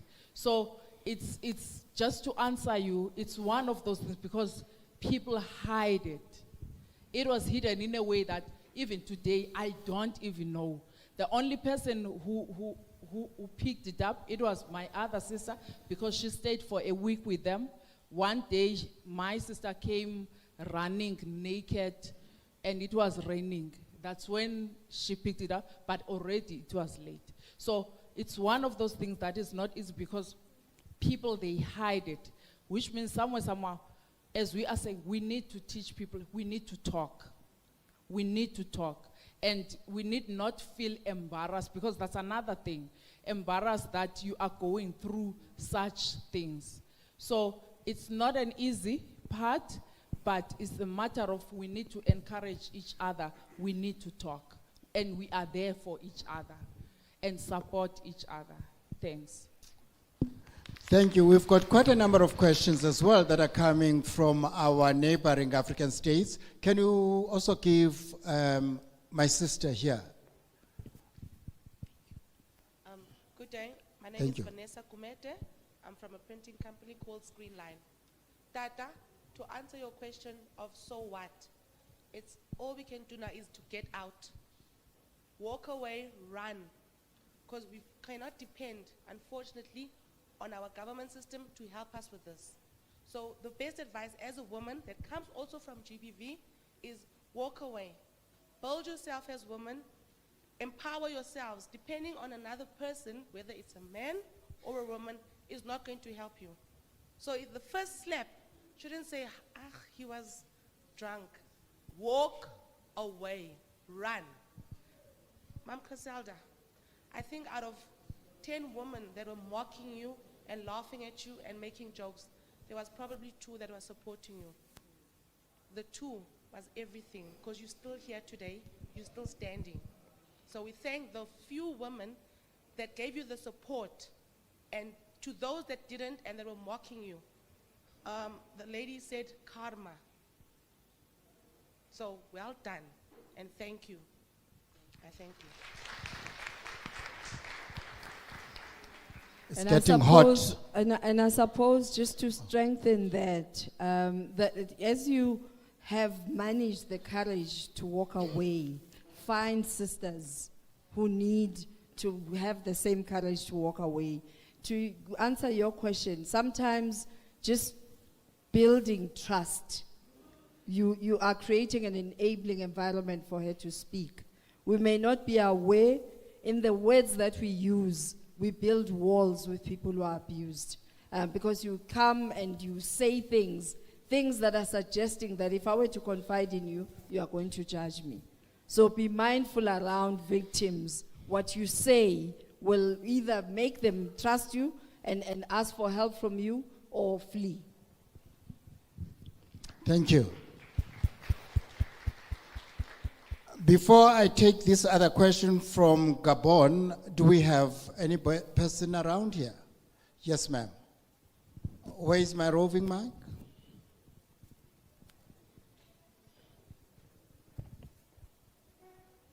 Afternoon, everyone. My name is Aretha Molefe, and I just wanted to say, for me, it took a very long time actually to believe that things like this actually really do happen. My middle name is Khauntebale, Tswana for unforgettable, and I was given that name because I am my grandparents' 11th grandchild, but first granddaughter. So I was raised with 10 boys, you know, and to this day, there are boys that I can still vouch for them. They're not boys anymore. They're all older than me. I guess by that, I just wanted to say we must also encourage the good men out there, because they are there, you know. Let them think that they are the trash that every other trash is, you know. And I'm lucky enough, I guess, because I have an 8-year-old boy that hangs around these uncles so much that I'm hoping whatever they ate rubs off on him as well, you know, because we all want to raise good men, you know, and it is painful. I mean, it has happened. It's happening to my own sisters as well. So I got to see it. I got to believe it because I was in my little cocoon with my wonderful brothers and didn't believe that it happens. So I guess I just want to say, let's also encourage the good men out there, because they do exist. They may be few and far between, but they really do exist. Thank you. Thank you. I should think this question was answered, I guess so, from the gentleman who's based in Gabon, or is a lady. She says, what measures can be put in place to ensure that survivors feel safe and supported when reporting incidents of gender-based violence? And I think when you report, be mindful of what you're seeking out of reporting. Because oftentimes we go because we want somebody punished. And if it's punishment you're looking for, you are going to feel let down. But if it's corrective measures that you are looking for, then you can begin to advocate that correctional services begin to provide exactly what it is that they intended for. Because currently, I mean, a 15-year jail term would be joyous for you, but unfortunately, that man has not been corrected. He is bound to come back and become a worse perpetrator than before. And I believe that, you know, the so what question and where to from here, we need to begin to instill a sense of worth within our boys. Not only just, you know, teach them about gender dynamics, but give them love. This tough love towards boys, unfortunately, makes them believe that they're superhumans. They're not in touch with their emotional self. As a result, we say tigers don't cry. Why did God create tears? For us to cry, isn't it? And express emotions. And we need to get them to be emotional. Kiss your boys, hug them, tell them they are beautiful. You cannot give something you don't recognize, something you don't know. And most of them don't know how to love. They are the worst lovers simply because it's not familiar. It's not something they know. They are never taught to embrace, hug, kiss, love. And when they are adults, you expect them to love, kiss, hug. You want them to be tough in sport and just achieve. And they get to become adults who are dysfunctional. Because there's a missing link, that of being socialized in a loving, impressionable way. Teach them to be vulnerable. They don't know how to be that. And this is why in relationships they found wanting. It's difficult for him to even say, I love you. Sometimes when they say, I love you, it's because there's something they want in return. And teach them that it's okay to love somebody even if they don't love you back. And not command and demand love as it's currently happening.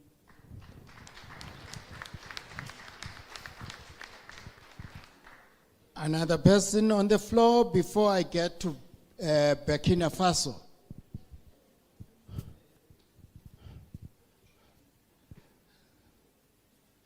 We are trending.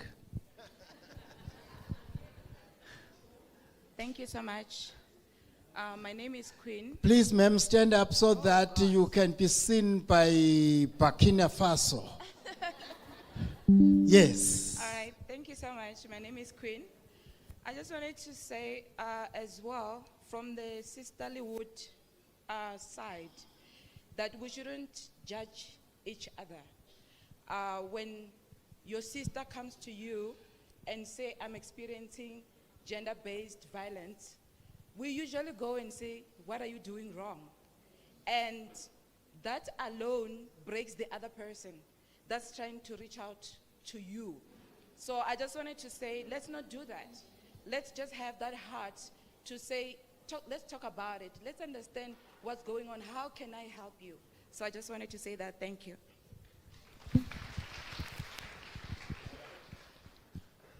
How? Silele lapha, are we sleeping right at the back? We don't want the African continent to know about us.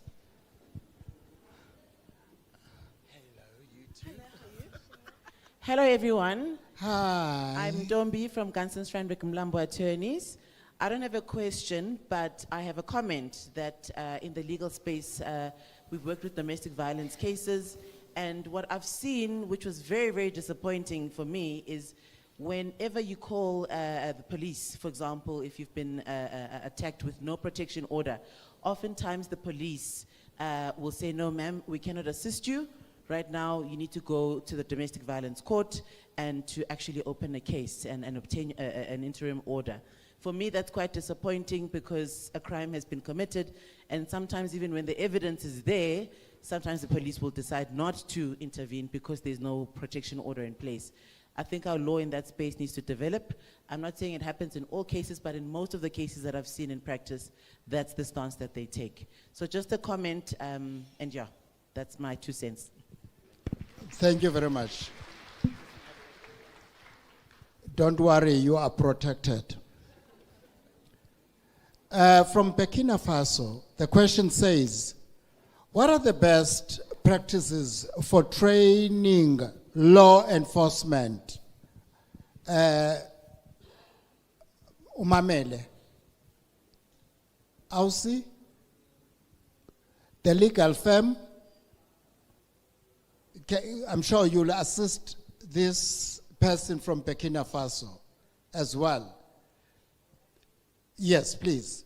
What are the best practices for training law enforcement personnel and judiciary to handle gender-based violence cases with sensitive and competence?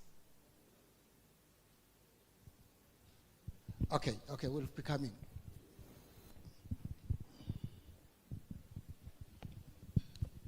I can't speak from a Burkina Faso perspective, but I can speak from a South African perspective. Indeed. I think that our law enforcement officers, in particular, need to be educated in differentiating between criminal and civil matters. Unfortunately, with domestic violence, there is that option of a protection order. So the moment they see that something has occurred, they then take it as if it's a civil matter. But the reality is that if someone has been beaten up, that is a crime, that is assault, and so they need to not immediately be dismissive to say it's a civil matter. So they need to be educated in terms of knowing to differentiate between criminal and civil matters. That's probably something I'd suggest. Thank you very much. I And see also that just the- add yes, I was about- sensitivity in how the matter is addressed. I mean, when I entered the police station, I was interviewed in the corridor with everyone watching and listening. And the police officer, who was a female, asked me, "Are you sure? Because you guys always withdraw cases." They're not addressing why people are withdrawing cases, but they are condemning the fact that cases are being withdrawn. And they are withdrawn because the system is flawed. I mean, when you want a protection order, it is from the court system, which is far from the SA police system. So even the intervention is just disjointed.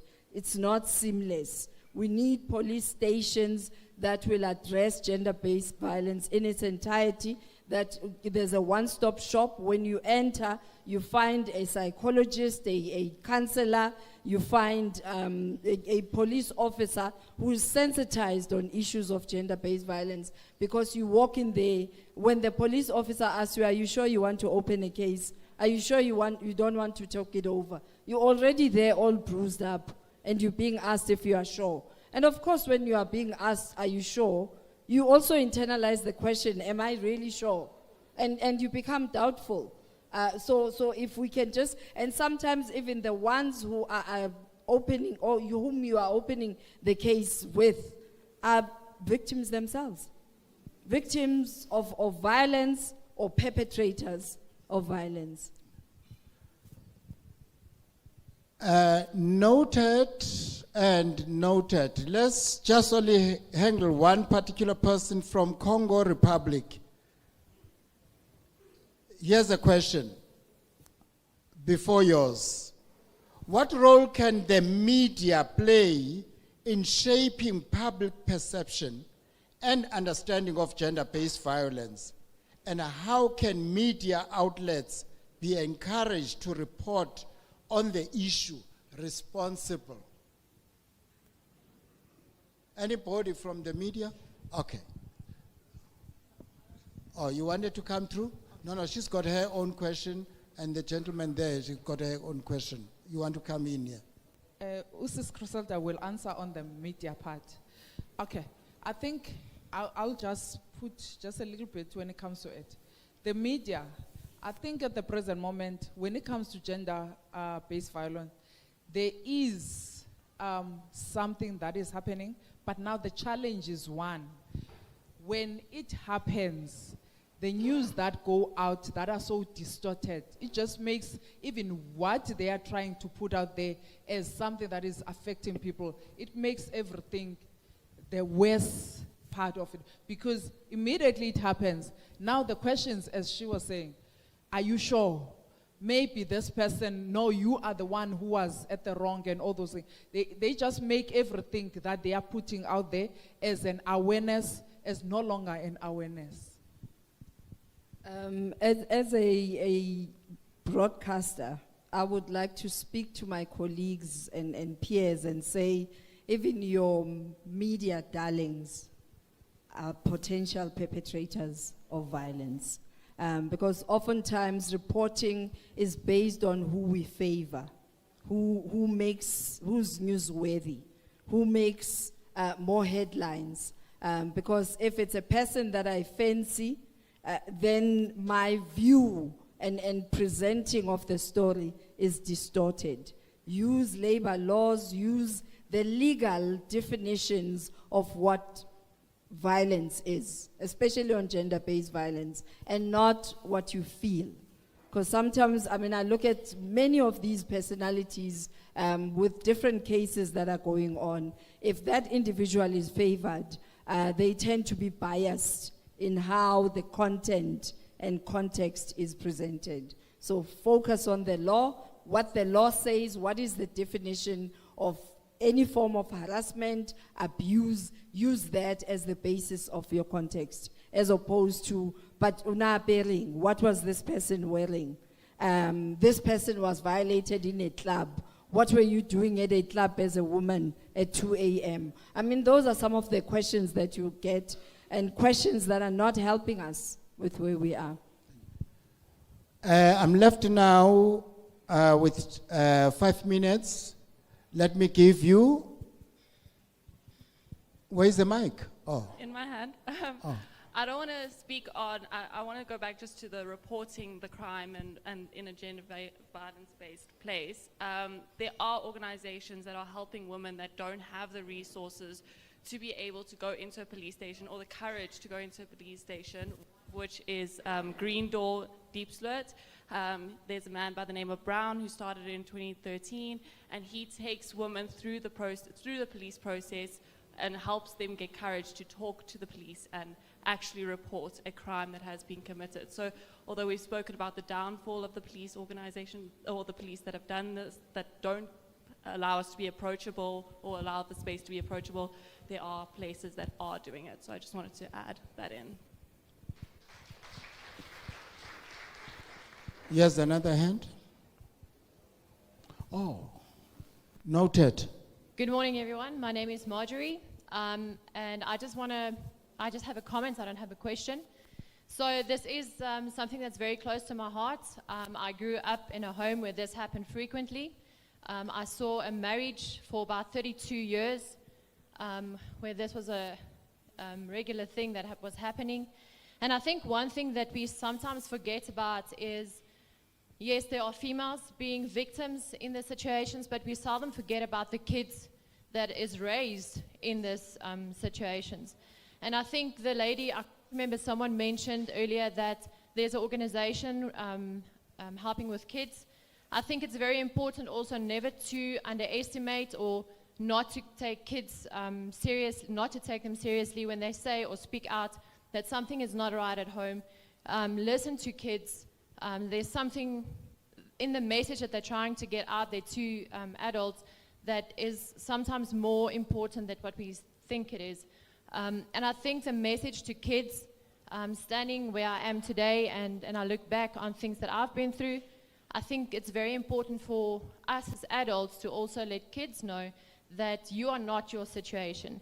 You are not the person, your father or your mother or whoever that is. That's entirely up to you to step out and change the circle and change the way forward in your family. So, thanks.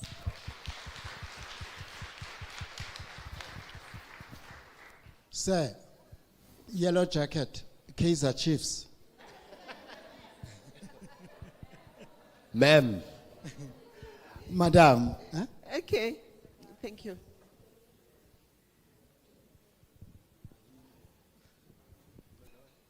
Okay. Sorry, you are protected, ma'am. They were doing some affirmative aerobics. Okay. Okay, thanks. I'm glad to know that I'm protected. I'm Michelle Mudise, head of HR in Government Printing Works. I want to touch on two aspects. No? Yes. The first one is the issue of the treatment that women or any aggrieved person gets when they get to the police station.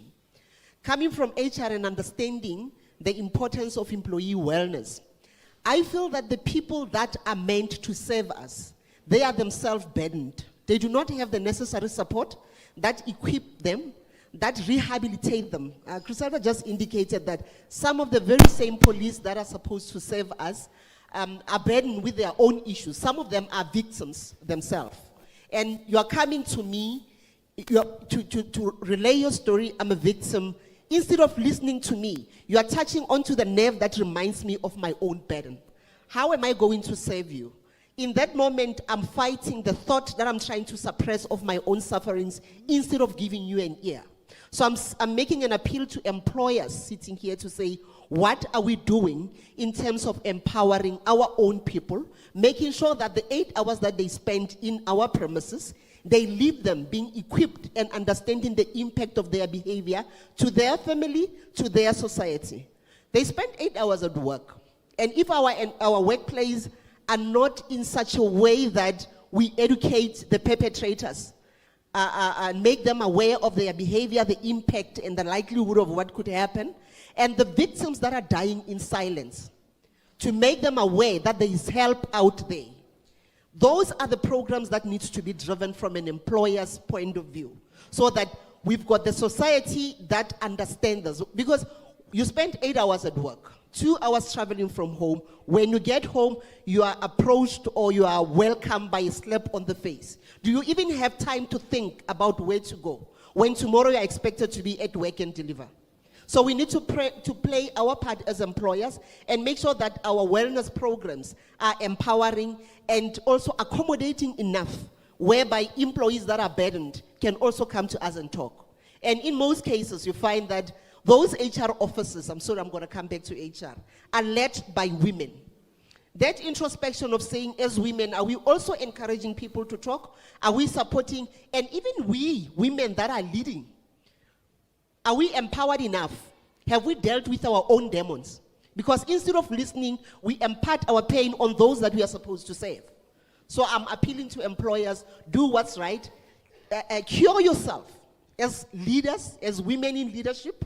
Heal your own pain so that you can be able to support and heal those that are looking upon you for that support. Thank you.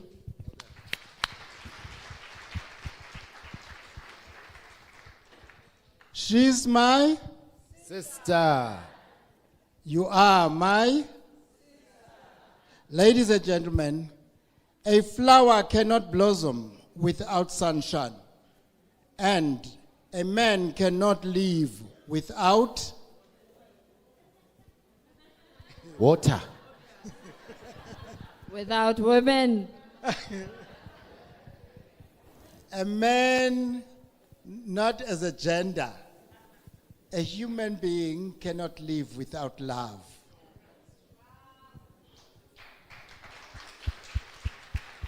So, ladies and gentlemen, thank you very much for loving us and for loving yourself to even come into this particular event and quietly sitting. Look at yourself when you are make-upping yourself to say, I'm wearing this particular makeup so that whatever that I am going through, no one can see. Must just see the beauty in me. And that beauty that you have showcased today is the love that we are sharing. And thank you for loving us all. Can you say to the sister, if ever then it ended up to a brother, you will change. She's my sister. Just say it to the sister next to you.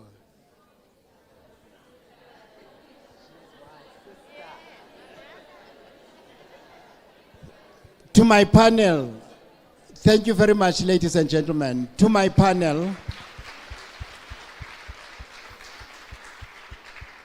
to my panelists, thank you very much for accepting the invite and come as well and pour some of the groans that you have been going through. We appreciate that, but we say, may we be healed by the journey that you have already traveled, so that this journey cannot be repeated. But through you, we can see the light. Please go ye then, you are the lights, and shine one more. Sorry, ladies, before we let you go, we've got a small little something for imparting such great wisdom and such great insights. You are all such phenomenal women, and we are so proud to have you in our presence today. Come on, everybody, a big round of applause. That was so deep.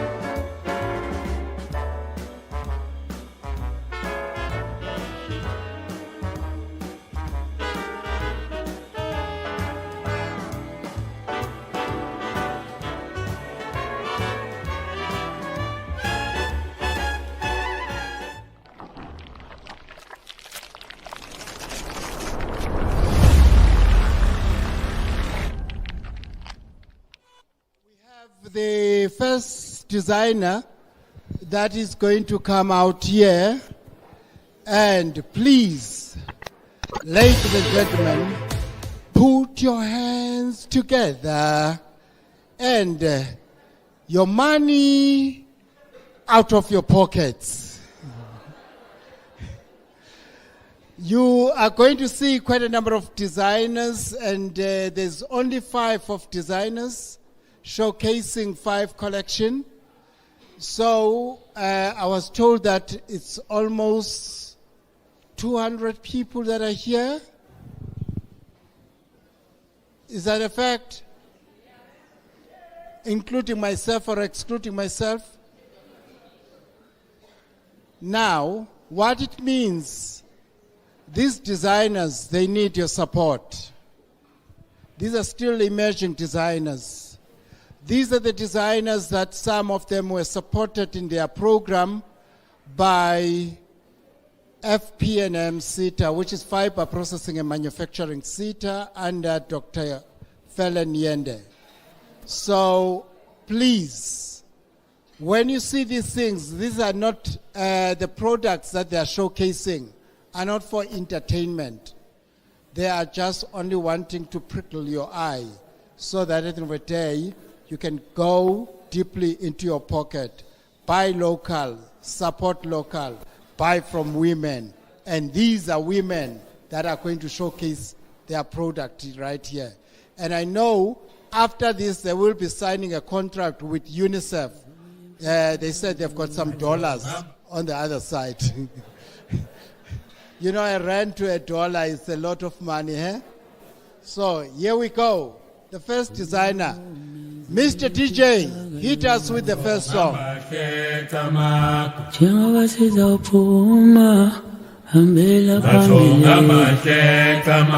round of applause.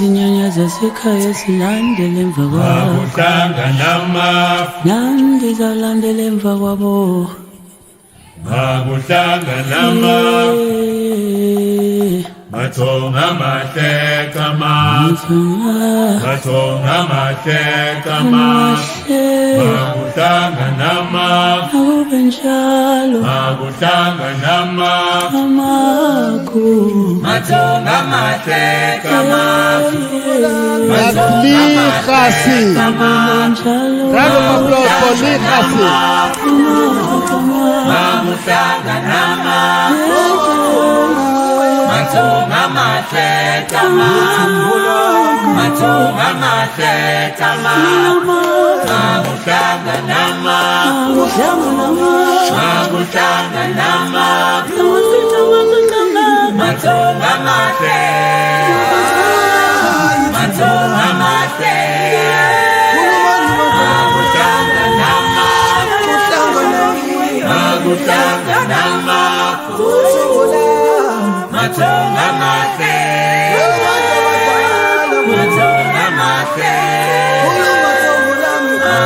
Mamushanga nama Mamushanga nama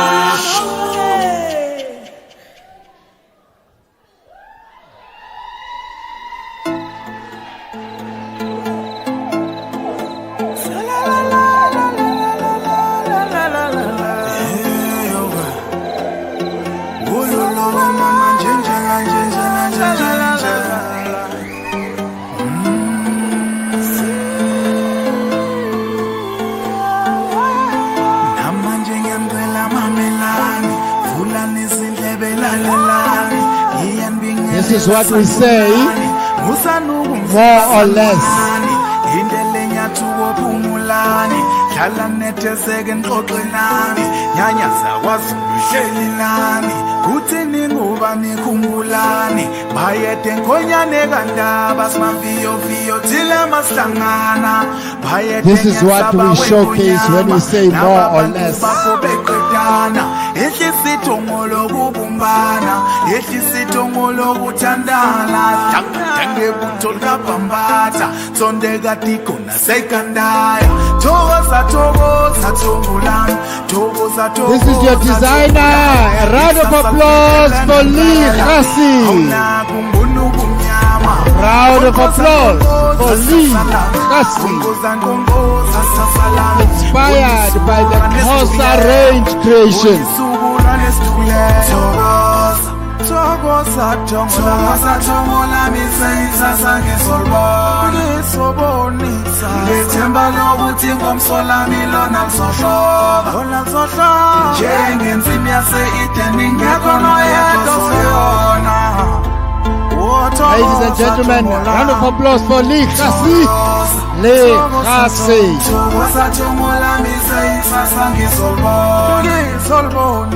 ngethemba lokuthi ngomsolami lona lizohloba njengensimu yase-Eden ingekho noyedwa oseyona nje.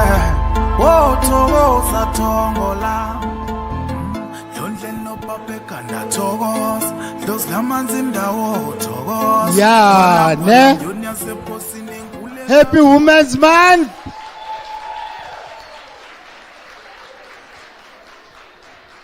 As they say in fashion, less is more.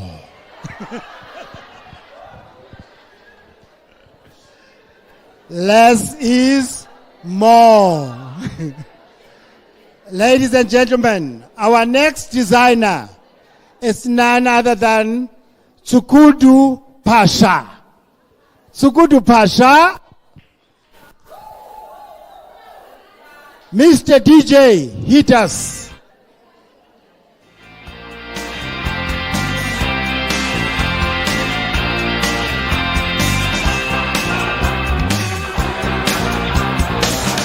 Per il pane e le rose, per la vita che resta, per tutto o niente, ora è subito, per la voce che ancora rischia, per questo fumo che si alza, per queste ossa spezzate, per questi giorni Mr. di DJ, pietre, Mr. per queste DJ, nuove barricate.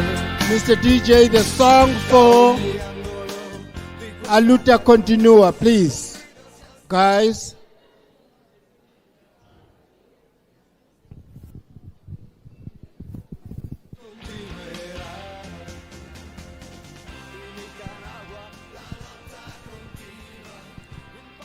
Mr. DJ, arrange your music proper. Time is money.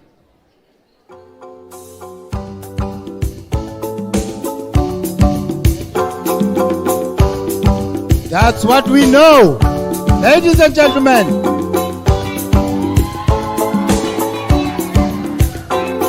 Marimina.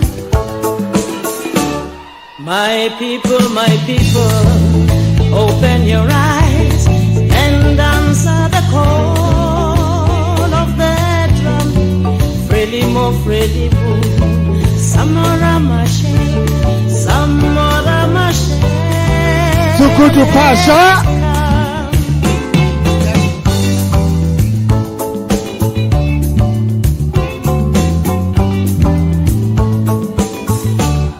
Maputo, Maputo, home of the brave, our nation will soon be as one. This is what we call classic. Samora Machel, Samora Machel has one.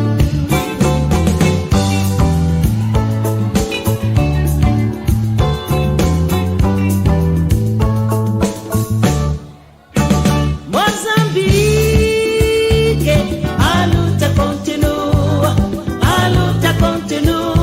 continua.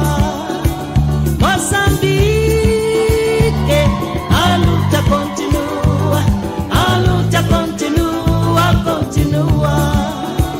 Mozambique, aluta continua. Sidlala ngendwangu. Continua. Mozambique, aluta continua, continua.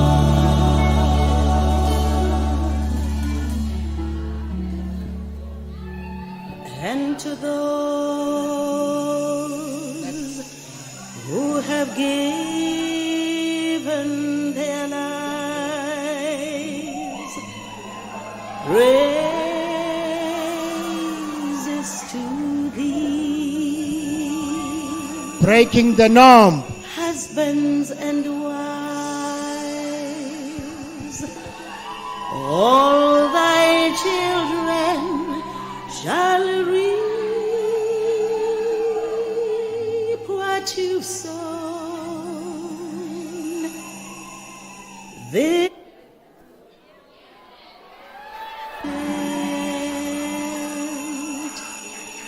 is a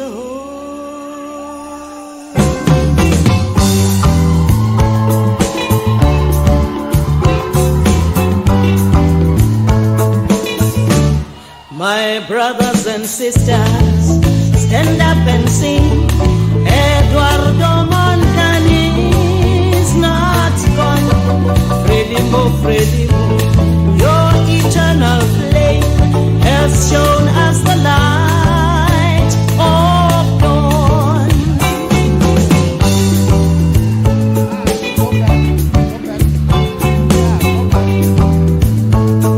Ladies and gentlemen, round of applause for Chukudu. Yes. Round of applause.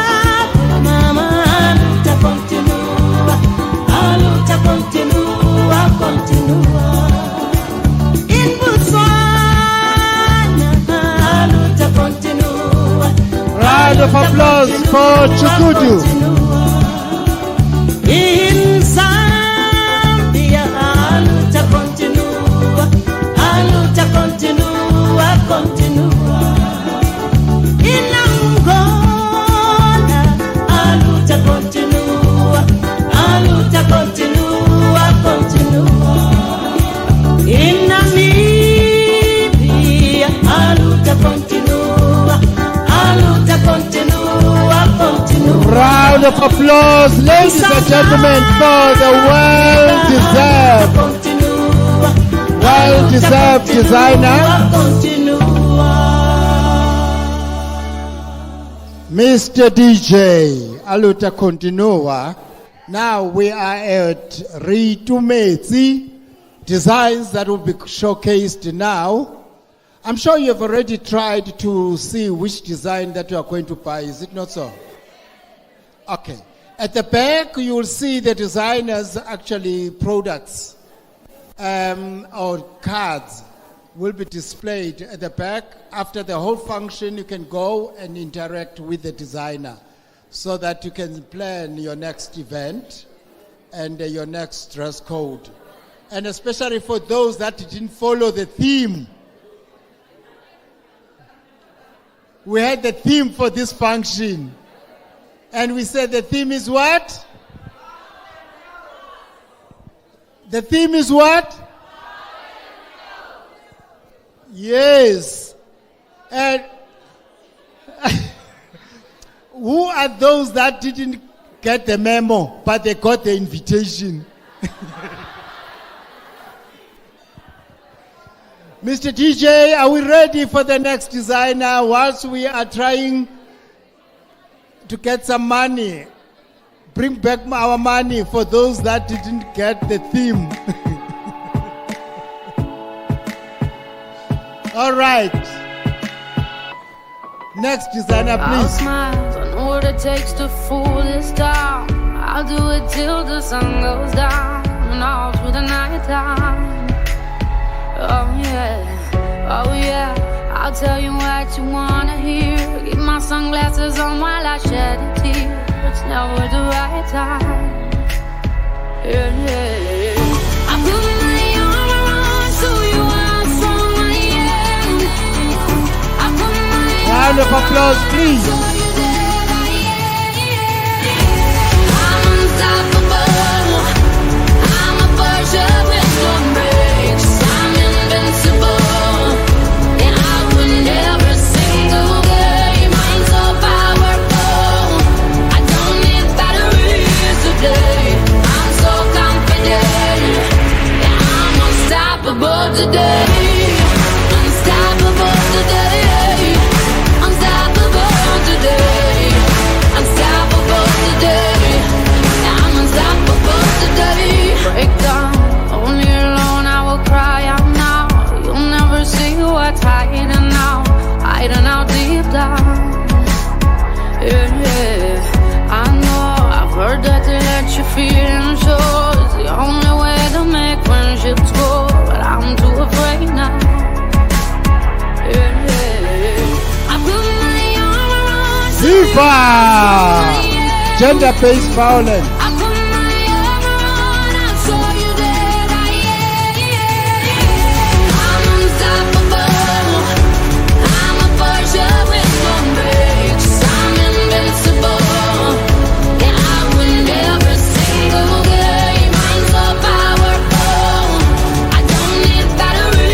Today, unstoppable today,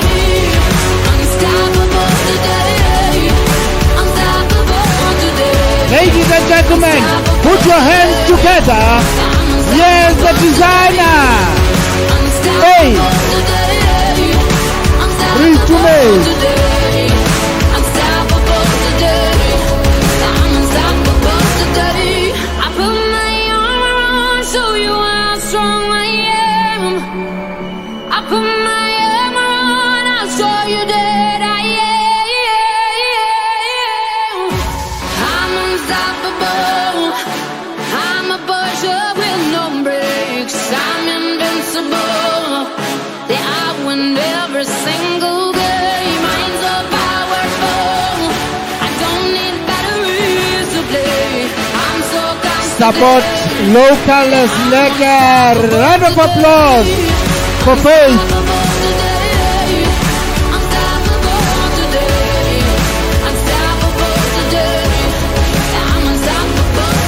Round of applause for Faith.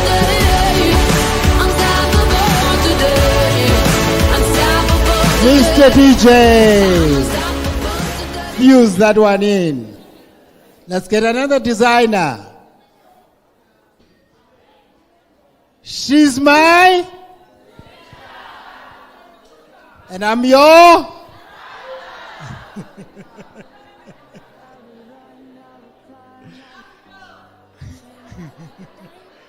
She's my, and I'm your. Aluta continua, ladies and gentlemen. We are waiting for the next designer, and the DJ must hit us right at the back, which is Patronella Macheta. Shine bright like a diamond.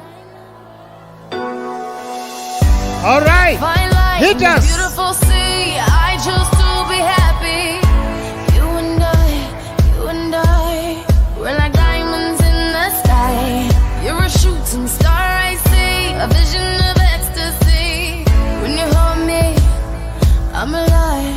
We're like diamonds in the sky. I knew that we'd become one right away. Oh, right away. At first sight, I felt the energy of sun rays. I saw the life inside you. Shine bright tonight. You and I, we're beautiful like diamonds in the sky. I too, I'm so alive. We're beautiful like diamonds in the sky. Shine bright like a diamond. Shine bright like a diamond. Shining bright like a diamond. We're beautiful like diamonds in the sky. Shine bright like a diamond. Shine bright like a diamond. Shining bright like a diamond. We're beautiful like diamonds in the sky. Palms rise to the universe as we moonshine and Mali. Feel the warmth, we'll never die. We're like diamonds in the sky. You're a shooting star, I see, a vision of ecstasy. When you hold me, I'm alive. We're like diamonds in the sky. At first sight, I felt the energy of sun rays. I saw the life inside you. Shine bright tonight. You and I, we're beautiful like diamonds in the sky. I too, I'm so alive.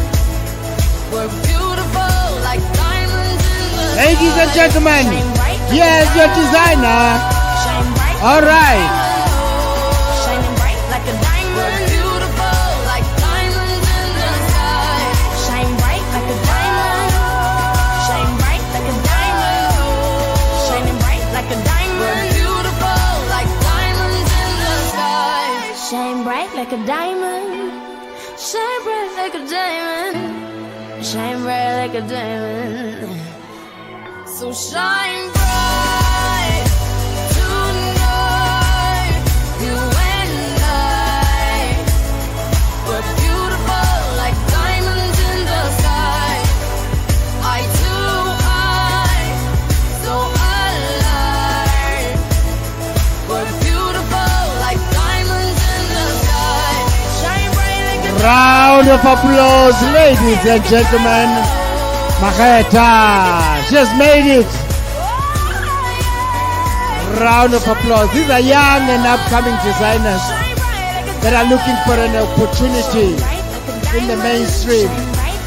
Support local. Buy from women. That's the slogan from United Nations. Buy from from us, Awen. Here, man. It's like you are seeing the women there, you're leaving yourself. Buy from. This is for. Buy. To. From.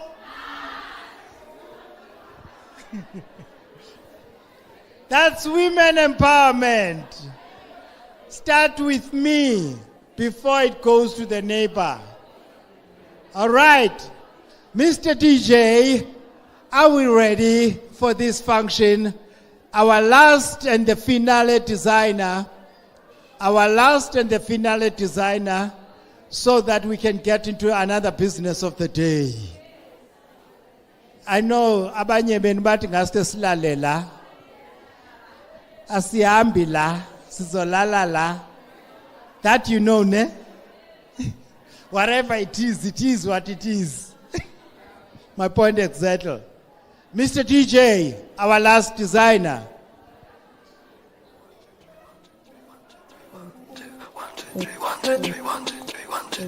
Aisha Muloto. Here she comes.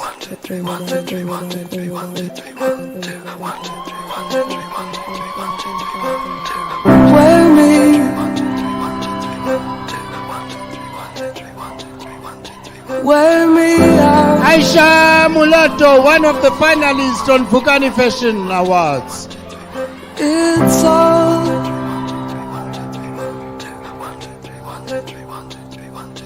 strung out.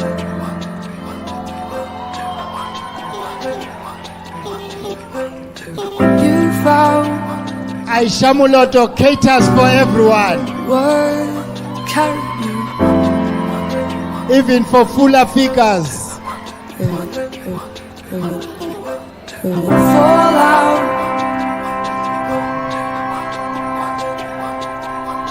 Aisha Muloto does not discriminate on her designs. Amanda, comrade. Viva to all women. Aisha Muloto. Some road that's getting warm, and I feel now.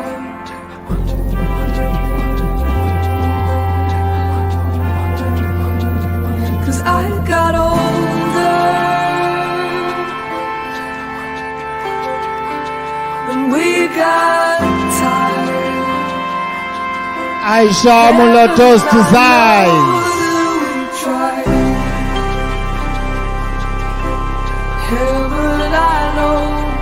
Heaven I know.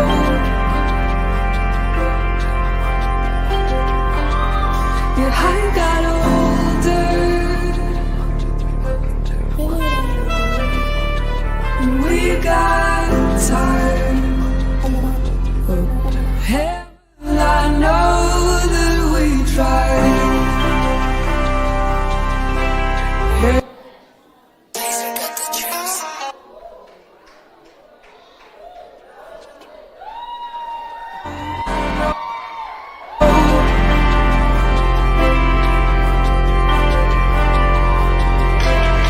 Longer still. This is what we are talking about when we speak of creativity at its best. Still be the most I can. Drag it out, drag it down now. 'Cause I got older, and we got tired. Heaven, I know that we tried.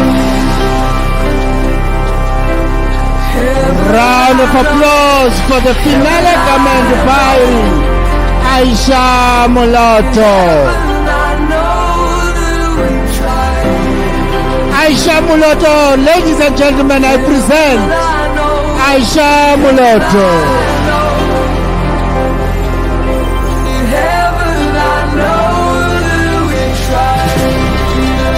Aisha Muloto. Whoa, don't be scared. London.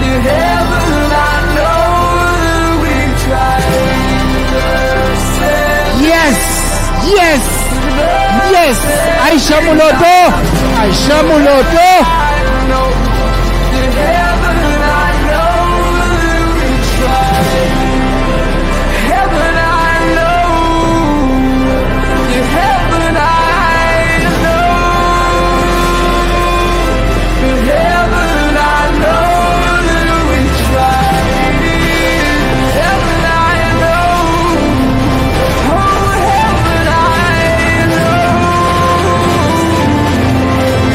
Yeah.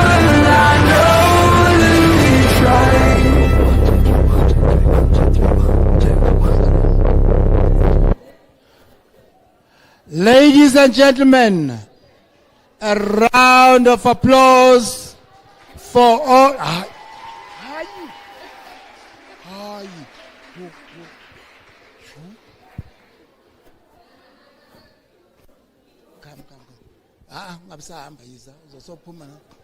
Round of applause for all our designers as you see them coming out.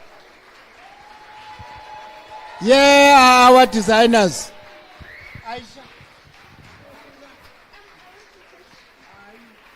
Don't fetch.